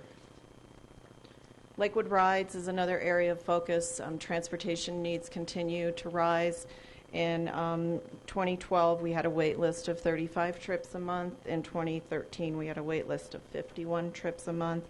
So we applied for a federal grant, and first quarter next year we'll be getting 2 new vehicles to help with the transportation needs, along with that grant, along with the vans that'll provide funding to help with drivers as well. Our summer camps, our summer camps continue to be very popular. We offered 112 different camps this past summer, and we served 2,100 children. Another area of focus is technology. We want to try to continue to make our programs and services available to citizens as in any way that's possible, and providing those services to them through online technology has been quite successful. And you can see 20% of our tea times now are being booked online, and lots of our customers are receiving monthly communication from a variety of divisions in our department. We have mobile apps for both Fox Hollow and Homestead, and have quite a few people who've registered to use those. One other area of focus is rental facilities. We have great facilities for lots of different gatherings and events, and so we're putting a little bit more focus on trying to promote those and generate some interest. You can see a wedding advertisement that we have out there. We just completed excuse me. We just completed our second cleanup day for this year, and this year we did it at the Jeffco Stadium. We had it was really well organized. This is a partnership with ARC Thrift Stores, and after these past 2 Saturdays, it looks like our preliminary numbers that we had better turnout this year than we did last year. People are so thankful for this service, so it's really been a great partnership with ARC, and we hope to continue to do that. And then in addition to that, next year in the spring, we hope to be able to continue the yard waste cleanup as well. We did 2 of those events 2 days with 4 different locations, and we hope to do that again in May of next year. Volunteers continue to be important for our services and programs. I showed a variety of pictures here of some volunteer activities, and earlier this evening the mayor mentioned and honored the CCU team for their work, and they do come out every August and complete lots of great projects across the city. In addition to that, we have lots of individual volunteers that have lots of different jobs. One of them is at the Clemens Community Center. That we serve about an average of 70 meals a day there, and sometimes up to 100 meals a day. And we have volunteers who help prepare that food and serve the food to other seniors. So that's just one example. We have coaches and guest services of all kinds. And then lastly, but not least, our community gardens. We have 2 really thriving community gardens right now. This is the Ute Trail Garden, and then we have one at Gray Street. They're both continuing to do very well. And we've been able to help out some of the elementary schools in Lakewood, too, with advice and helping them get their gardens started. So that's been a really successful project. And with that, that concludes my presentation. Thank you. Larry, quick wrap. Yes, sir. Thank you. I've just got 2 more slides, and then we'll get out of the way and allow for a public hearing to occur. Well, I always want to be on the record, and thank you, Mayor and Council, for allowing us to present this background and information for those who are viewing the first time or who will be reading this in the record in the future. I always want to be on record as to the budget requirements, the charter, state law, and code and so forth, and I'll address some questions around that here in a little while. And the last matter is to have a motion second and a vote and public hearing, and we'll have that done. I want to give thanks now to Mayor and Council, my fellow department heads, my co-presenters here at the podium tonight, our budget manager, Patty Samora. Thank you, Patty. And all of the budget coordinators across all the departments. There are 30 people that work really hard, plus the department heads. And, of course, Mayor and Council, our Budget and Audit Committee, that work really hard on the budget process throughout the year. And for the 14th consecutive year, for the 2014 budget, the city received the Distinguished Budget Presentation Award from the Government Finance Officers Association. What that means is the way the budget is organized, presented, and communicated to the public meets a very high standard. And we take that very important here at the City of Lakewood, because obviously open and honest communication is a core value, as is fiscal responsibility.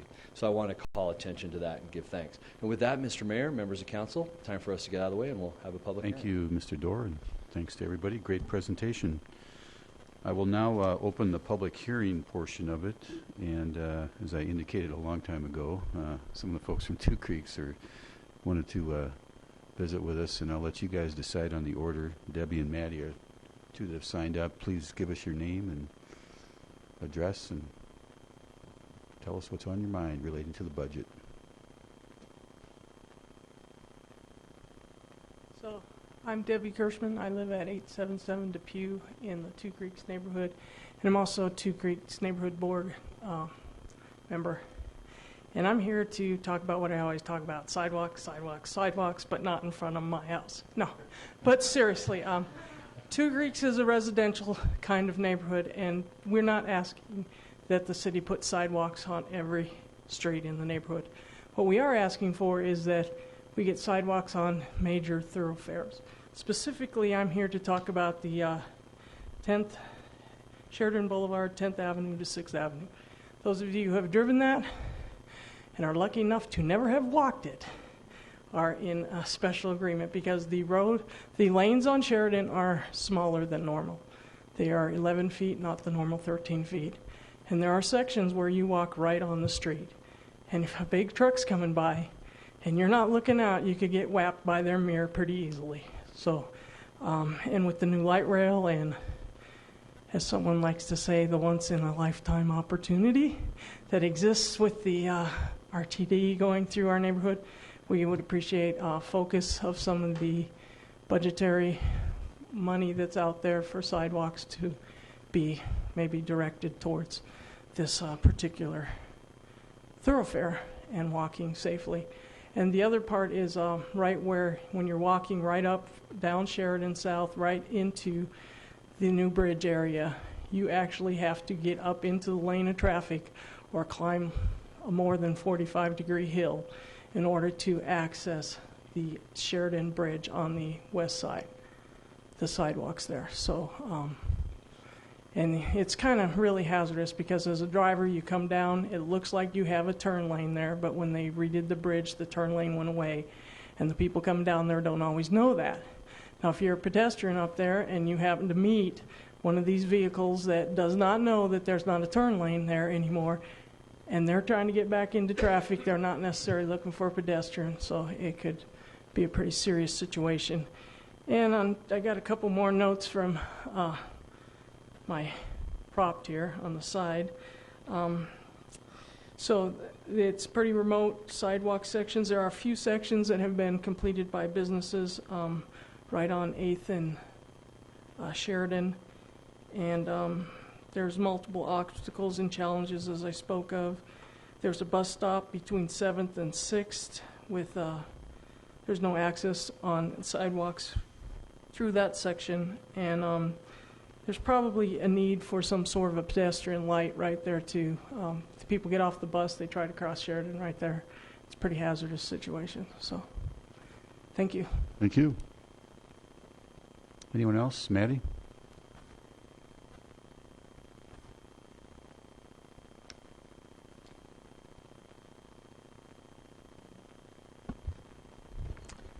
My name is Madeline Nichols. I reside at 5800 West 8th Avenue, and I live in Two Creeks, and I'm one of the co-chairs. We have spent numerous hours in our board meetings discussing sidewalks and safety, and I'm going to talk about needing sidewalks on 10th Avenue from Sheridan to Harlan. And once again, with light rail there, we have a station.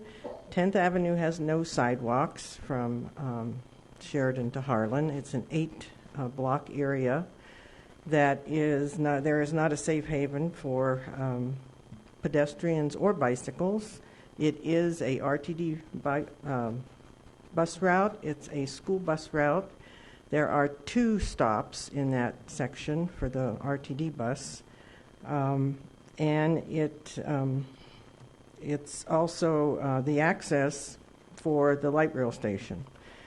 So if you've ever driven on there, you'll know that there's not a lot of walking space. There are paths, and that's about it. And we have, in the 20-minute catalytic project, which was a neighborhood project, Alexis Moore from the city helped with that, and many of our neighborhood people, plus the Villa Park neighborhood, attended those meetings. And if we really want to be known as a walkable community in Lakewood, I think we need to look at major and minor collector streets as being top priority for sidewalks. And 10th Avenue is a minor collector.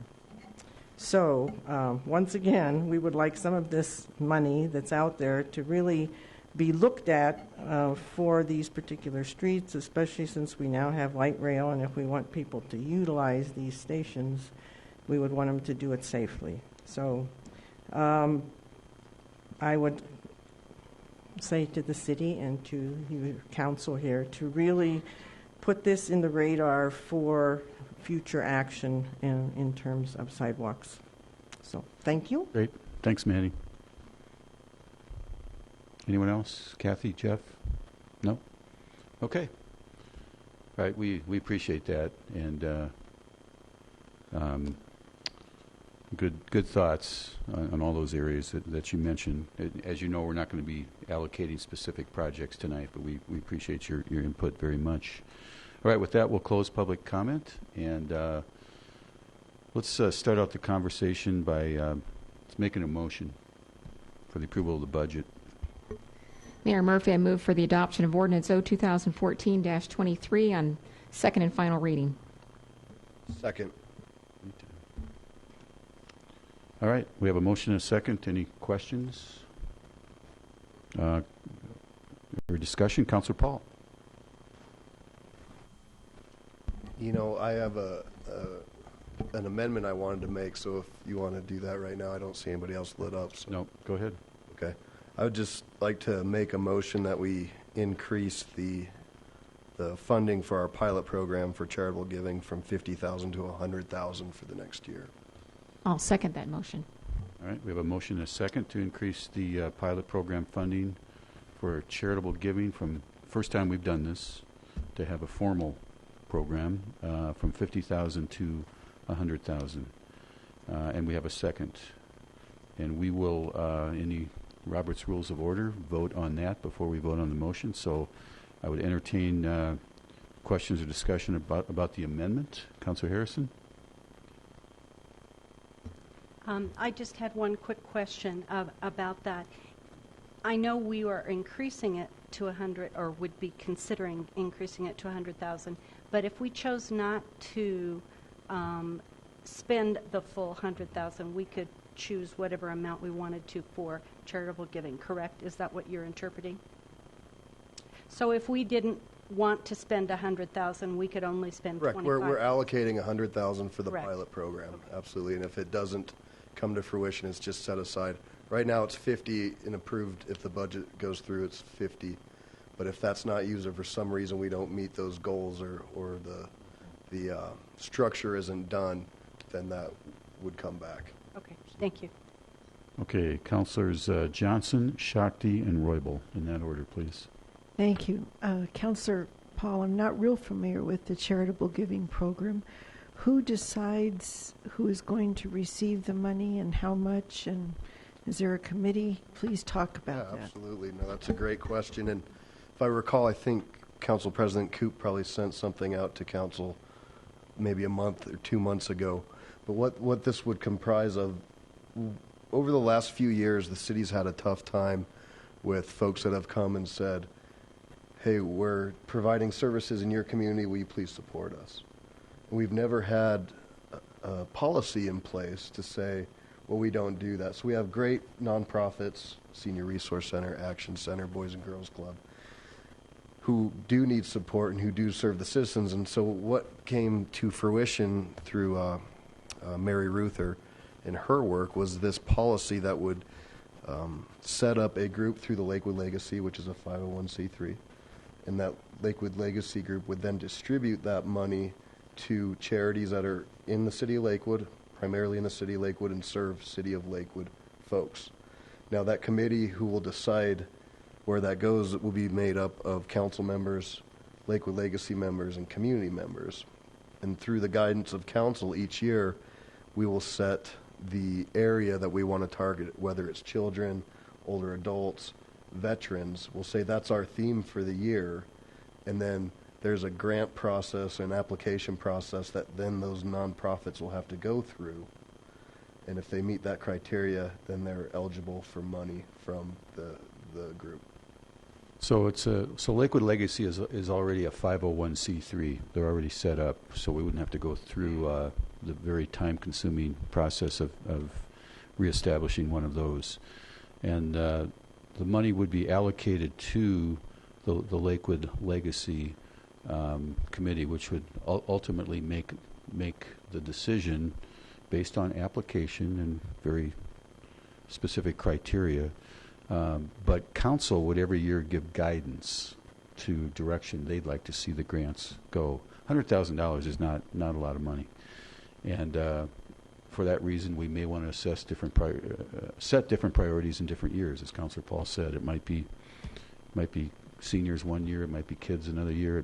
Who knows what we might come up with? So that's the idea, is to formalize something that's never been formalized before, and it's always been catch as catch can, kind of a case-by-case basis, and we didn't really have a justification for saying yes to one request and saying no to another request. And the last thing I'll say is this really takes a decision-making out of the hands of City Council for specific asks, and it goes to the Lakewood Legacy group. We give them the priorities, but the specific decisions are non-political. It's made by the 501c3. So I think it's a great kind of hybrid program that Mary Ruther, through lots of conversation, has devised, and I know we all got a memo on it a couple of months ago. And could I'll just add to that, Councilor Johnson, real quick. And also that'll help Lakewood Legacy, which was really founded to do this sort of thing. So it can bolster, their organization to be able to possibly go out and get grant money, get matching dollars, and possibly be able to double what we're giving them to spread back out to the community. Right. I just have a quick question. There will be a list of criteria that the committee will use? Yes, ma'am. In fact, we will. It's in the memo. We'll make sure that memo is sent back out. Absolutely. Okay. And you said primarily to Lakewood, but is that right? Yeah, there's criteria that specifies. Might Go I? ahead. I happen to have the memo that you got, so this might help with clarification. So organizations, so again, this is just a pilot program. We've never done this before. So the first year we would use to really test this. But organizations seeking funding must have must meet the following criteria. They must have a principal place of business in Jefferson County, provide programs and services that benefit and enhance the quality of life for citizens in Lakewood, must have a 501c3 status and a current certificate of in good standing from the Colorado Secretary of State, and finally must have been in operation for a minimum of 3 years. So those are the 4 criteria that organizations need to meet before they can apply for these dollars. And then there's a pretty extensive review and evaluation criteria that Mary put together. Really spent a lot of time talking to neighbor cities to find out how they do this and what works and what doesn't work. And there are 7 lists of criteria that the Lakewood Legacy would consider with each of these requests. Kathy, how many of these charitable 501c3s are in Lakewood, and how many are in Jefferson County? In Jefferson County, we have 1,100 nonprofit agencies, and in Lakewood alone, we have 262. Those are pretty current numbers that Mary was able to get. And I can tell you from personal experience, the requests are innumerable. We have every single year we have a lot of folks who come and ask for support to their nonprofit group. Thank you. Shakti? So in terms of the idea of raising the amount of money going out, I think that makes good sense, and I think it goes with a theme that we're hearing throughout the night of the importance of collaboration, and there are a lot of nonprofits that are providing really important services, and it makes sense to be collaborating with them. I also think having a body that's separate from council, so it's not a political decision, makes sense. It's been a while since I reviewed the document we're talking about, and at that time, I felt like I wanted to do more thinking about specifically what is that when council gives guidance, we don't just say this would go to seniors or a certain group. We also say these are criteria we'd like to be considered as well in the selection process, and things like, and maybe this is in the document and I just haven't looked at it for a while, but the efficiency of the services that are conveyed, and I have. So I don't think that's a discussion for right now. I think it's a discussion for later, and it will fit into how this whole project will work. It'll make it work better in the long run too. You're absolutely right, Councilor Roybal. Oh, thank you, Mayor. I just wanted to clarify. What's the City Council's role in this? Is this do we participate inside with the Legacy working together, or is it that we just approve the funding and they make the decisions? How does that work? I can tell you what the recommendation is for the pilot program. It's that a committee be formed with representatives from City Council, from the Lakewood Legacy, as well as citizens. That's the recommendation for that committee, to have a broad viewpoint from different perspectives. That is fantastic. I think I'm going to be supporting this. Thank you. All right, so I'm going to ask, we have a motion and a second on the amendment to increase the funding from $50,000 to $100,000 on the pilot nonprofit giving program. Please cast your votes. And that passes unanimously. Thank you. Mayor, may I interrupt? Since this is a pilot program, I mean, it would serve that we would come back in a year at budget time next year and report out where those dollars went and how they were spent and maybe that kind of thing. Sound good? Yep. Okay. Thank you. All right. Any other budget questions? Councilor Wickman? Yeah, very good presentation. There are a couple of things I wanted to get clarified for our viewers. I didn't hear tonight. We mentioned about the Tabor refund. Where in the budget is it showing that money, where's it coming out of and going into? Like what page, that sort of thing. I mean, we verbalized it, but I couldn't find it in the budget itself, and I think people would probably be interested in knowing where that's at. Oh, sure. Larry Dorr, City of Lakewood Finance Director. And it will be quite a ways toward the back where we enumerate the transfers. Page 527 at the top, and you'll see a transfer scheduled for the 14 revised. It's about halfway down the page there, and it's that $1,277,365. Page 527. Okay, thank you. Mm-hmm. There was a mention about an $850,000 for a federal center consulting study. Who is doing that study? I'll ask our Director of Public Works, Jay Hutchison, to see if he can add some detail to that. I'm not familiar with that specific study. I think there's some spending happening around the development and redevelopment, of course, of the Fed Center, but I'm not aware of any happening. And maybe you could refer to, was it referenced in the city manager's budget? Yeah, city manager's budget, yeah. Well, and also in the 50,000 projects in the back as well. Okay, let's see. If you could, Councilor Wickman, if you could guide me to that page. What specific page in the budget, Dave? Did you find that figure? I have to admit it doesn't immediately come to mind. Well, let's let him answer if he raised the question. Okay. Oh,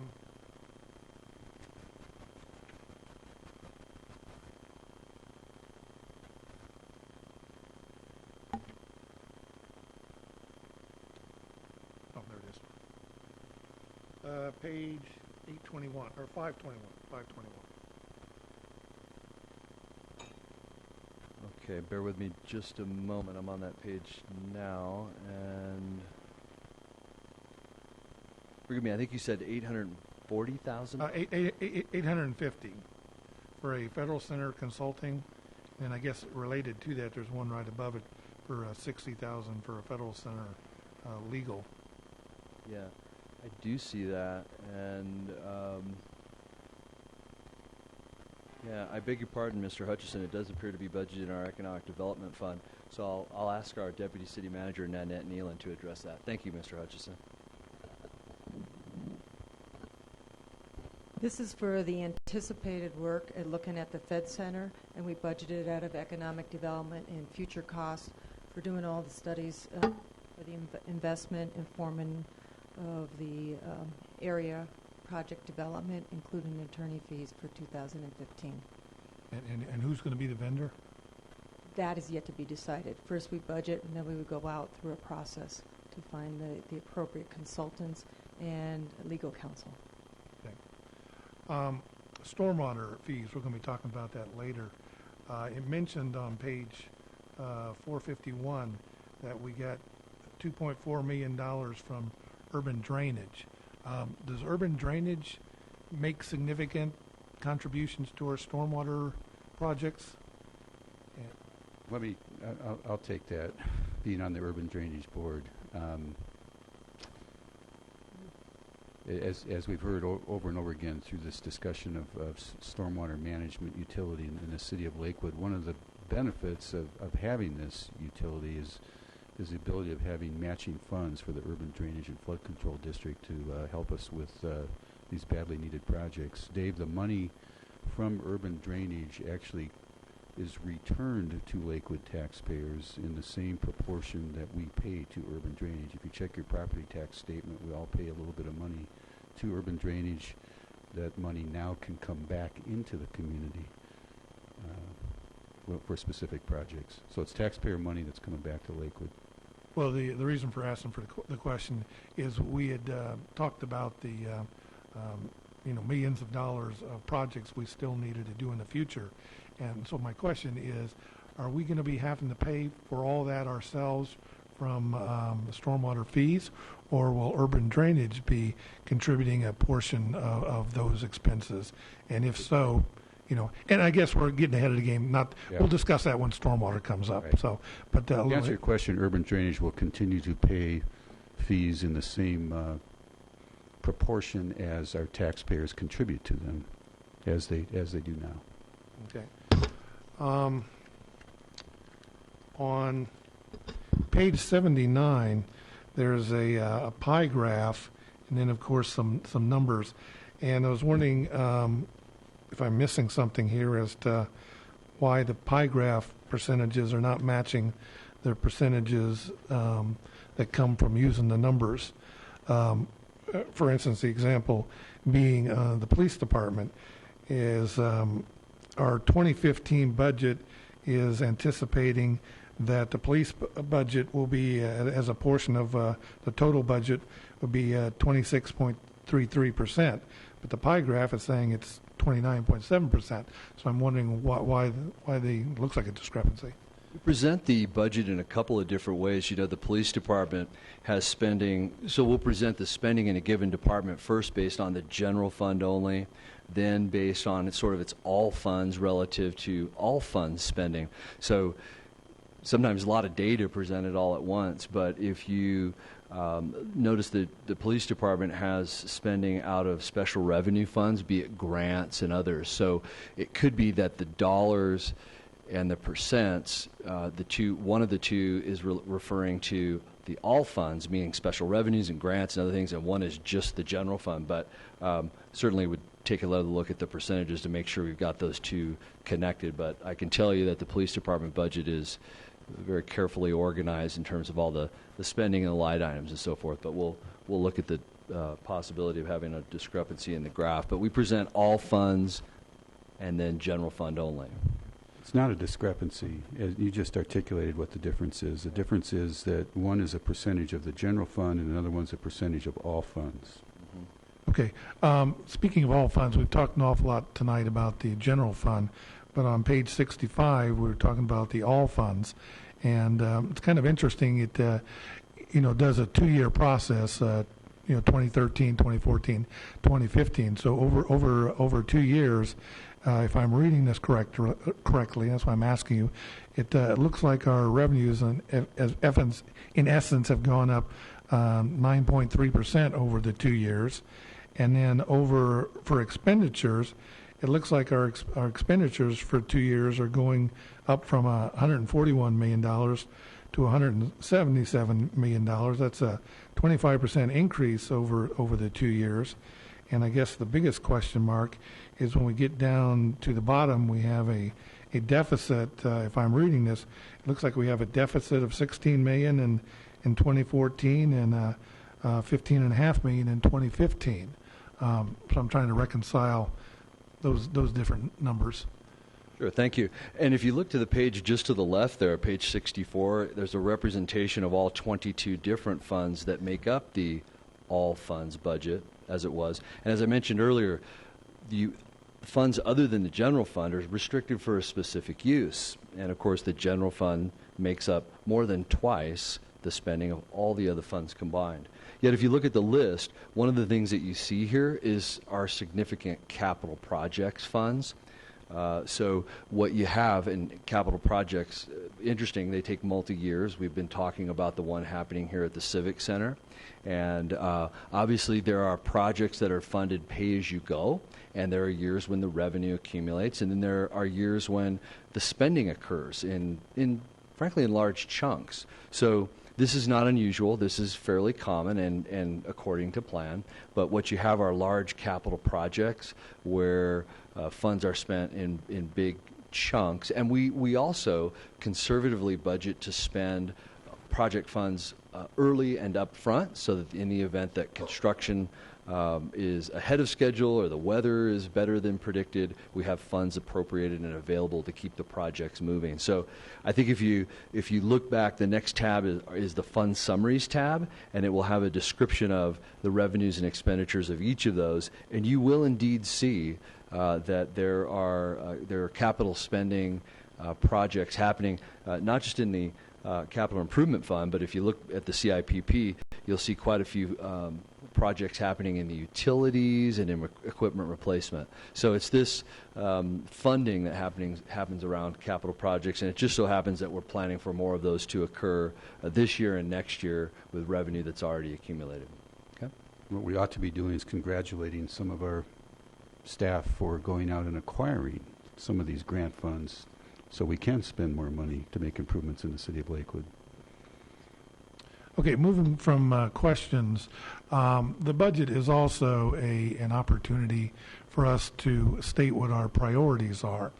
And, one of my priorities, as well as the community's, is public safety. And we have said that our goal is that we should spend 30%, at least a minimum of 30% for public safety.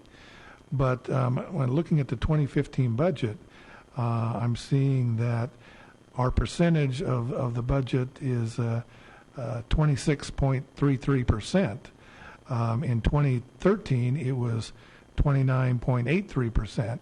And so as a percentage of the budget, that's a 3.5% drop in the relative position of our police department. And that, of course, is contrary to the direction I would like to be going, especially with marijuana concerns and aging community, et cetera, et cetera. I don't think we want to be reducing our relative footprint, but perhaps increasing it. Now, I know when we talk about public safety, we also want to throw in the courts and the city attorney. But the courts, we have it at 1.78%, and the city attorney at 0.91%. Adding all that together is only 29%. So we're still not at the 30% level. Is that 29% of all funds or 29% of general fund? Well, whatever it is defined. If you go to the page for the police department and all these categories. Yeah, I think you're looking at page 343, which would be the all funds. So if the city gets a $20 million grant for parks and recreation, the all funds budget would go up $20 million. So the police department's percentage of the all funds would decrease. So the idea is that if you look at the general fund or the operating fund of the budget, I think the police department itself is over 40%. And then you'd want to add to that, of course, the courts and the prosecutors, not the entire city attorney's office, but the prosecuting office.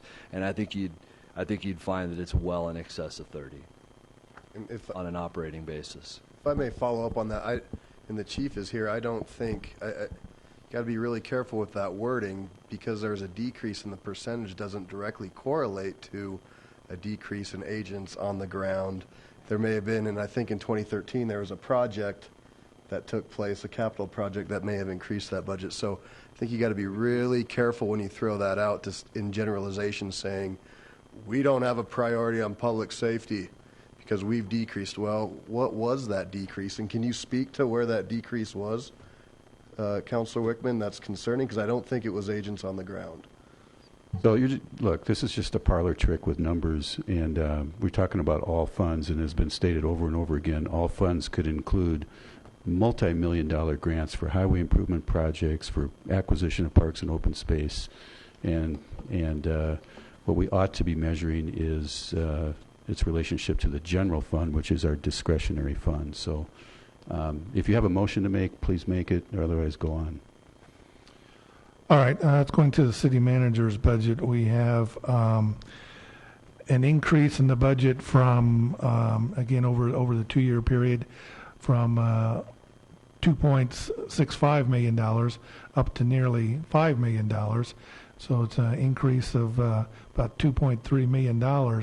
and as a percentage of the budget, and of course, I guess we're defining what budget. According to the numbers that are in here, it's saying the percentage is from a little under 2% to a little under 3%. So the relative portion of the budget is 1% or an 88% is now going to the city manager's office. Page are you on? I could go ahead and address this, Mayor. It appears page 173.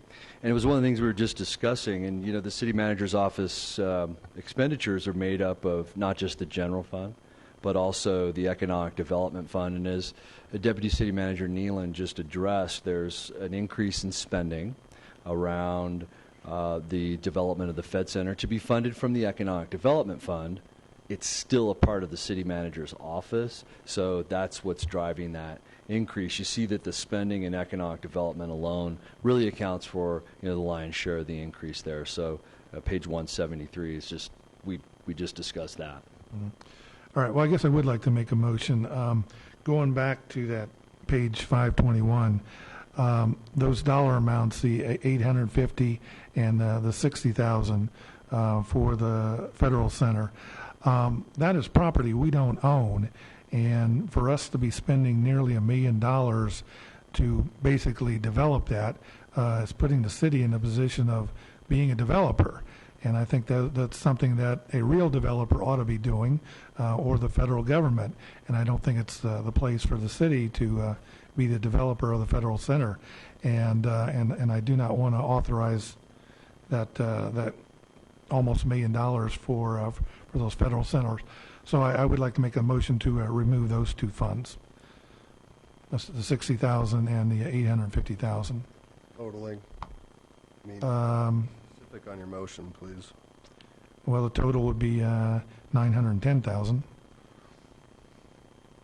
All right, we have a motion. I'll second it. All right, motion and second. Discussion. I don't even know what to say. Please cast your votes.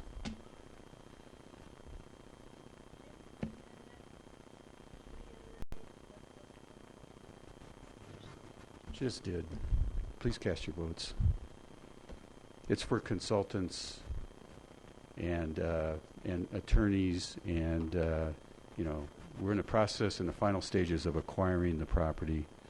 So I don't even know what to say. Please cast your votes and let's move on. All right.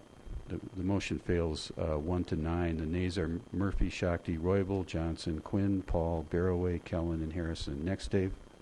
Last motion is, again, going back to my values of I very much like to support our employees, and I'm of course a big believer that money talks, and talk is cheap, and so I would like to show our appreciation for our employees and give a year-end bonus of $100 this year.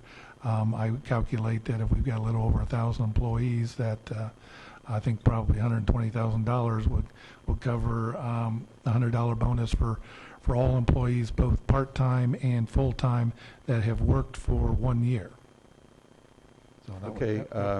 Do we have a second on that? Yes, Mayor, I'll second it. All right, we have a motion and a second. Paul and Quinn.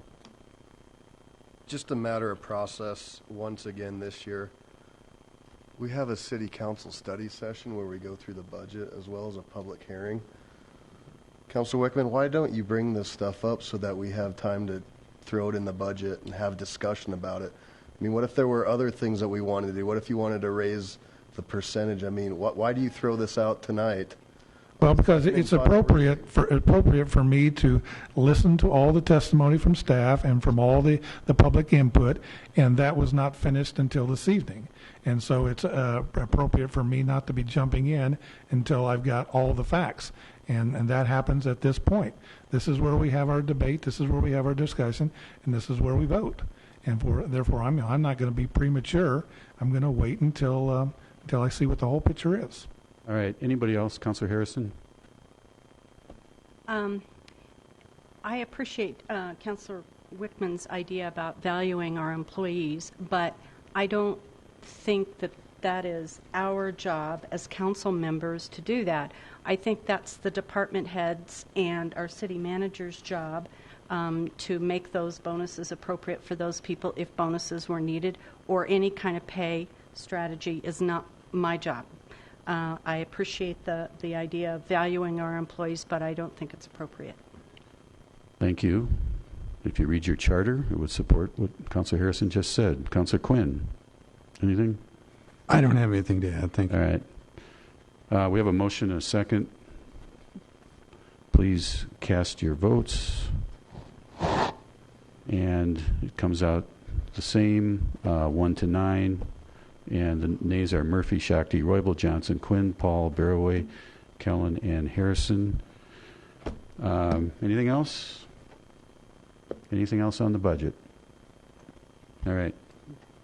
We have a motion on, we voted on several amendments, passing one. I would ask you to vote on the approval. Oh, I'm sorry, Councilor Paul. Yeah, I'm sorry. And That's all right.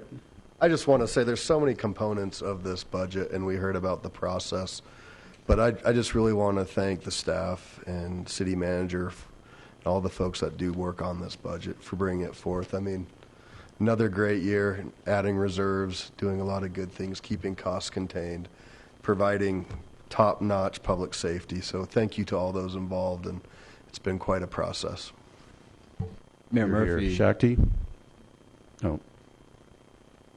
Please, I beg your pardon, I didn't want to interrupt the council's discussion, but I did want to address a question that came up 2 weeks ago at council's public hearing of the budget from a citizen related to the city code, and I've brought that along for the meeting. I just want to address this really briefly, and this relates to purchases $50,000 and over. And one section of the code was quoted, and there are actually 4 sections of the code that relate to those activities. And I wasn't able to reach Ms. Kentner on the phone. We corresponded briefly on email, and I thought I saw her here, so I may catch her after the meeting. But I just wanted to let the council know that, one, this is an area that I know is particularly important to the council. When we've looked at the procurement policies every 5 and 10 years, this has not changed. This has remained in place, and I can tell you that the projects that were referenced are within compliance. I just wanted to say that very briefly, and I apologize. I didn't mean to interrupt the discussion, but wanted to get that on the record as well. Thank you. Thanks, Larry. Shakti? I just wanted to say a couple things about the budget, and it's hard to know what to say at these meetings because, as it has been said, we've had a number of meetings on the same topic. But without being repetitive, as I think the echo of collaboration is really good to hear in all the different departments. So we hear with in the police department, we have the new record keeping system and the collaboration happening there. Some of us just went on a tour of the regional crime lab. And I think that what we can accomplish increases because of the collaboration, and also there's financial savings there.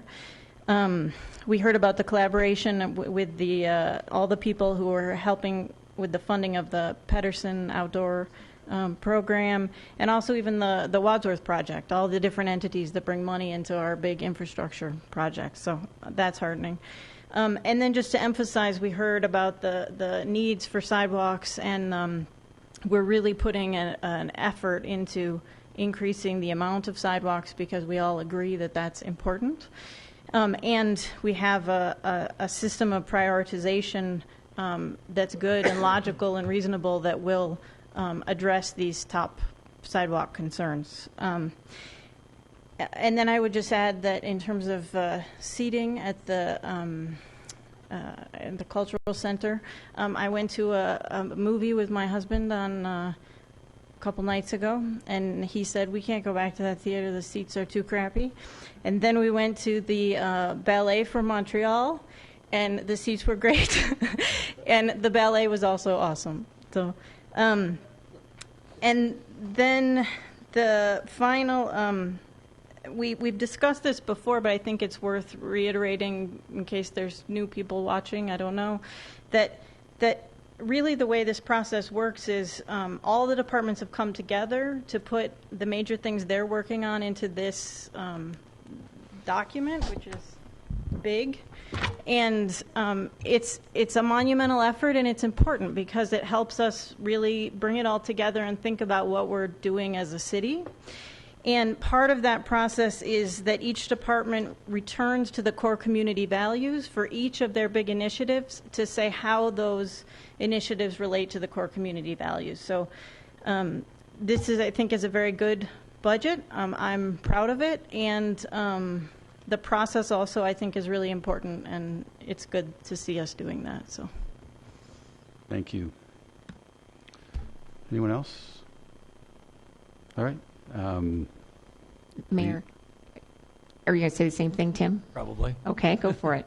I was just going to say, because it's been a while and there have been a couple of proposed amendments and motions since then, to reiterate the amendment that was passed. So the vote that you're about to embark on is to approve the budget as written with the one amendment, the addition of $50,000 to the charitable giving pilot program. To bring it to a total of $100,000. Thank you for that very important reminder. So we are voting on an amended budget. Please cast your votes. And the budget passes 9-1. Councillor Wickman is the lone no vote. Again, I echo the thanks of so many other councillors too. I know the management team is all here. Please extend our thanks to each and every one of the members of your team. I know you work all year long on it, and it certainly shows. So thank you.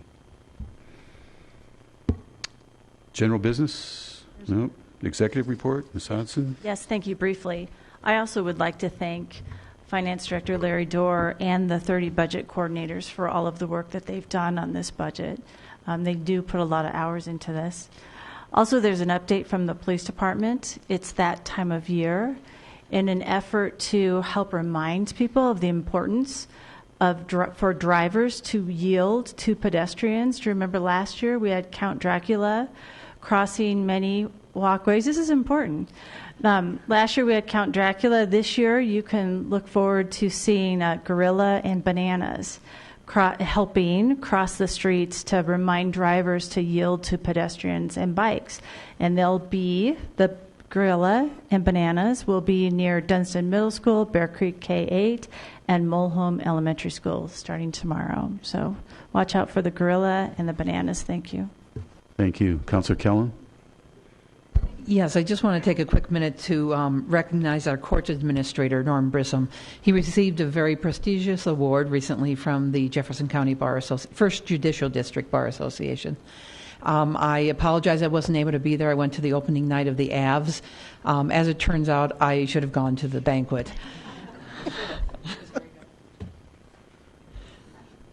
Congrats, Norm. Thanks.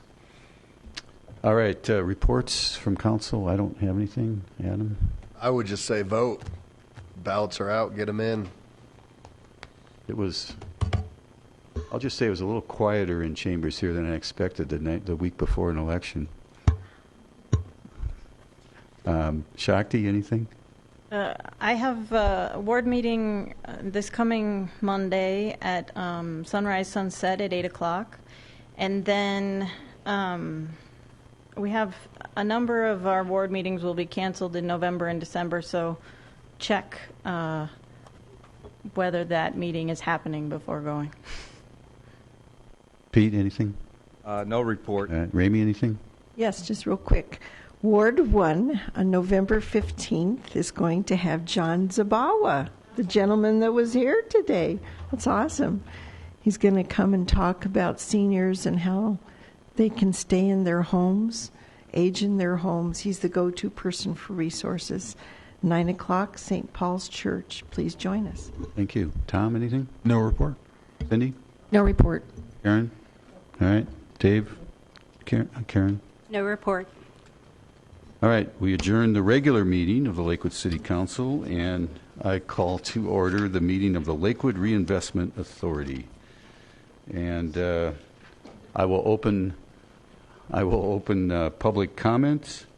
Nobody's indicated a desire to speak. And I will close public comments.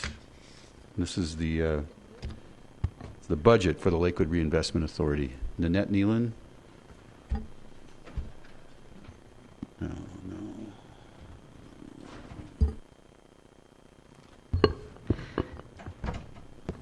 Thank you, Chairman and Commissioners. This is Nanette Nealon. I'm one of the directors of the Lakewood Reinvestment Authority. And I apologize for being redundant from September 8th, but I want to briefly again reflect on the 2014 amended and 2015 budget, which is primarily in maintenance mode for the ongoing commitments that we had made in investments for public improvements in each of the areas. To give you an overview again, the Lakewood Reinvestment Authority was formed through a voter approval in 1987, and they asked that the mayor and council serve as the board, and your titles are commissioners.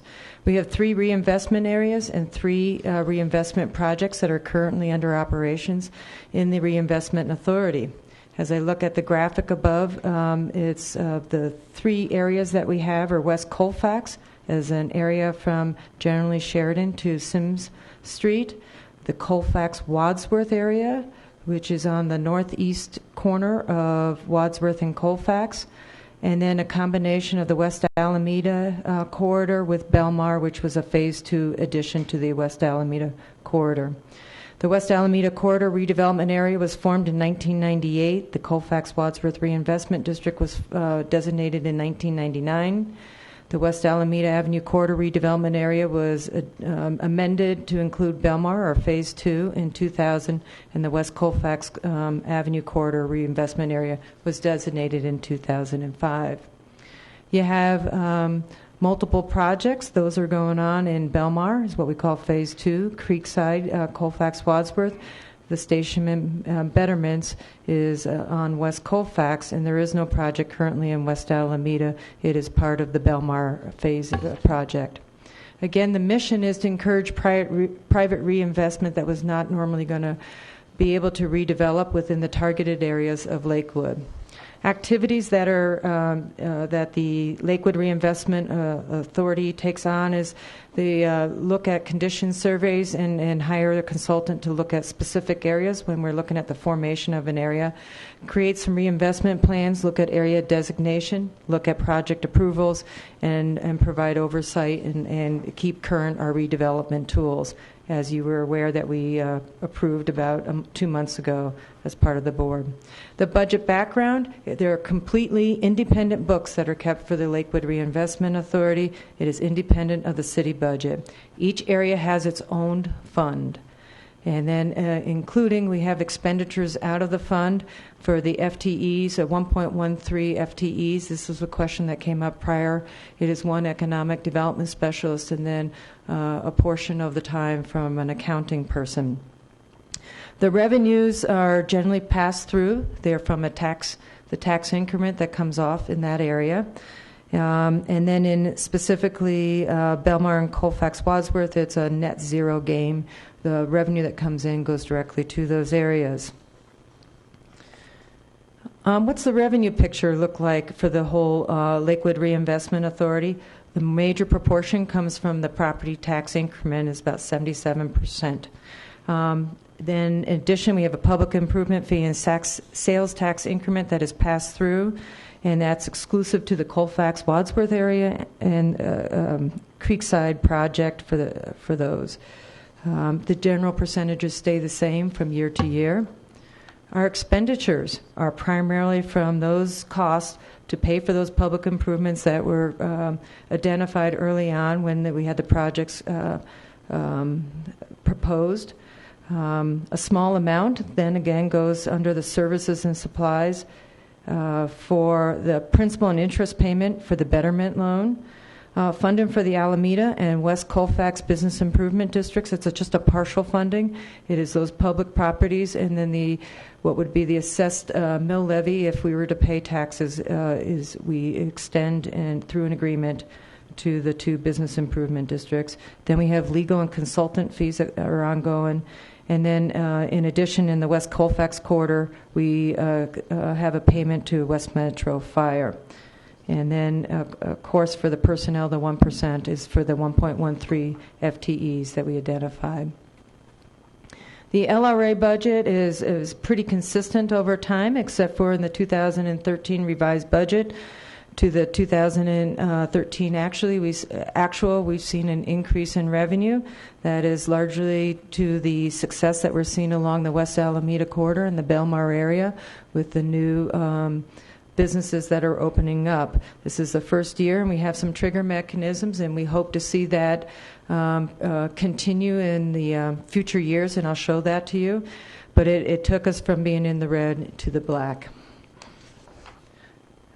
Consistent with our theme in the citywide budget, our projections for revenues, if we went back to the prior graphic, we stay pretty consistent. We're not adjusting anything for the new revenue that we started seeing in 2013, and we'll hold tight until we start looking at the end of 2014. At that time, it's an opportunity for us to explore, and that's some of the vision that we're looking for in 2015 to come back to the commissioners to discuss.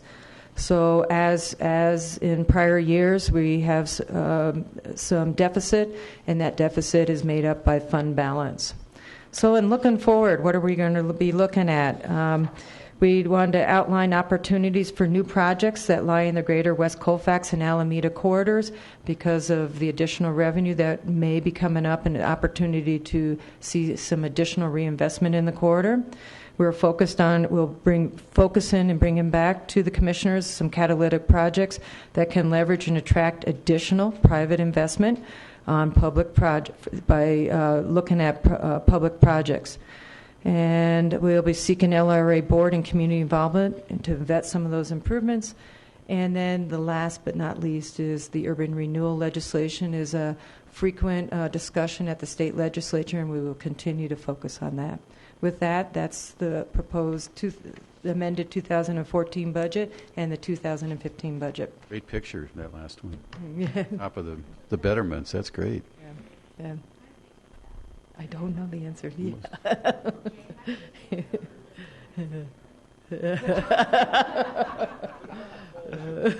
You're way too literal, Jay. Jay's a wise guy. All right. How do they take it? With the camera. Very good. All right. Ready for a motion on the LRA budget? Resolution this time? Mayor Murphy, I move for the approval. Yes, Margie. I'm sorry, before we vote on anything, because this is a new meeting, I actually need to do roll call. Okay. Because we are... All right. Here. Thank you. Murphy. Here. Shakti. Roybal. Here. Johnson. Here. Quinn. Here. Paul. Coop. Barraway. Here. Ellen. Here. Wickman. Harrison. Here. You have a quorum, so you may vote. Mayor Murphy. Do I need to ask for public comment again? There's nobody here. No, you did that. All right. But actually, it's Commissioner? Yes. Chairperson. Yes. What is he? We're commissioners. Margie? Might I also suggest that I read the entire consent agenda into the record and you can vote on it all at once? All right. Sure. Thank you. The consent agenda consists of items 4 through 6 inclusive. Item 4, Resolution LRA 2014-1, authorizing a revised budget for the year 2014 for the Lakewood Reinvestment Authority, and further adopting the annual budget for the Lakewood Reinvestment Authority for the fiscal year beginning on the first day of January 2015 and ending on December 31st, 2015, estimating the amount of money to be derived from tax increment financing and setting forth the appropriations for each fund. Item 5, Resolution LRA 2014-2, designating the public place for posting notices of public meetings of the Lakewood Reinvestment Authority during 2015 and 2016 pursuant to CRS 24-6-402. And item 6, approving the minutes of the Lakewood Reinvestment Authority Board meeting of September 30th, 2013.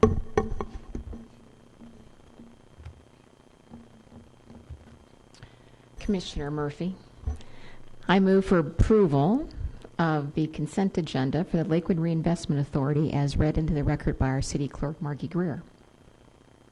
Second. All right, we have a motion and a second. Discussion. Councilor Paul. I was just going to say, in all seriousness, though, this is very important, obviously, and these are two very important components of projects in our community that are vital and have really, as Neelan said, have created a catalytic kind of overlay of things to come for the future. So thank you for your presentation. And what's the increase in property value in Belmar? 435%. I mean, that just shows you the power of those financing tools that reinvestment gives us. So, absolutely. All right. We have a motion and a second. Any discussion? If not, please cast your votes on the consent agenda. And it passes unanimously, 10-0. Thank you. Any general business?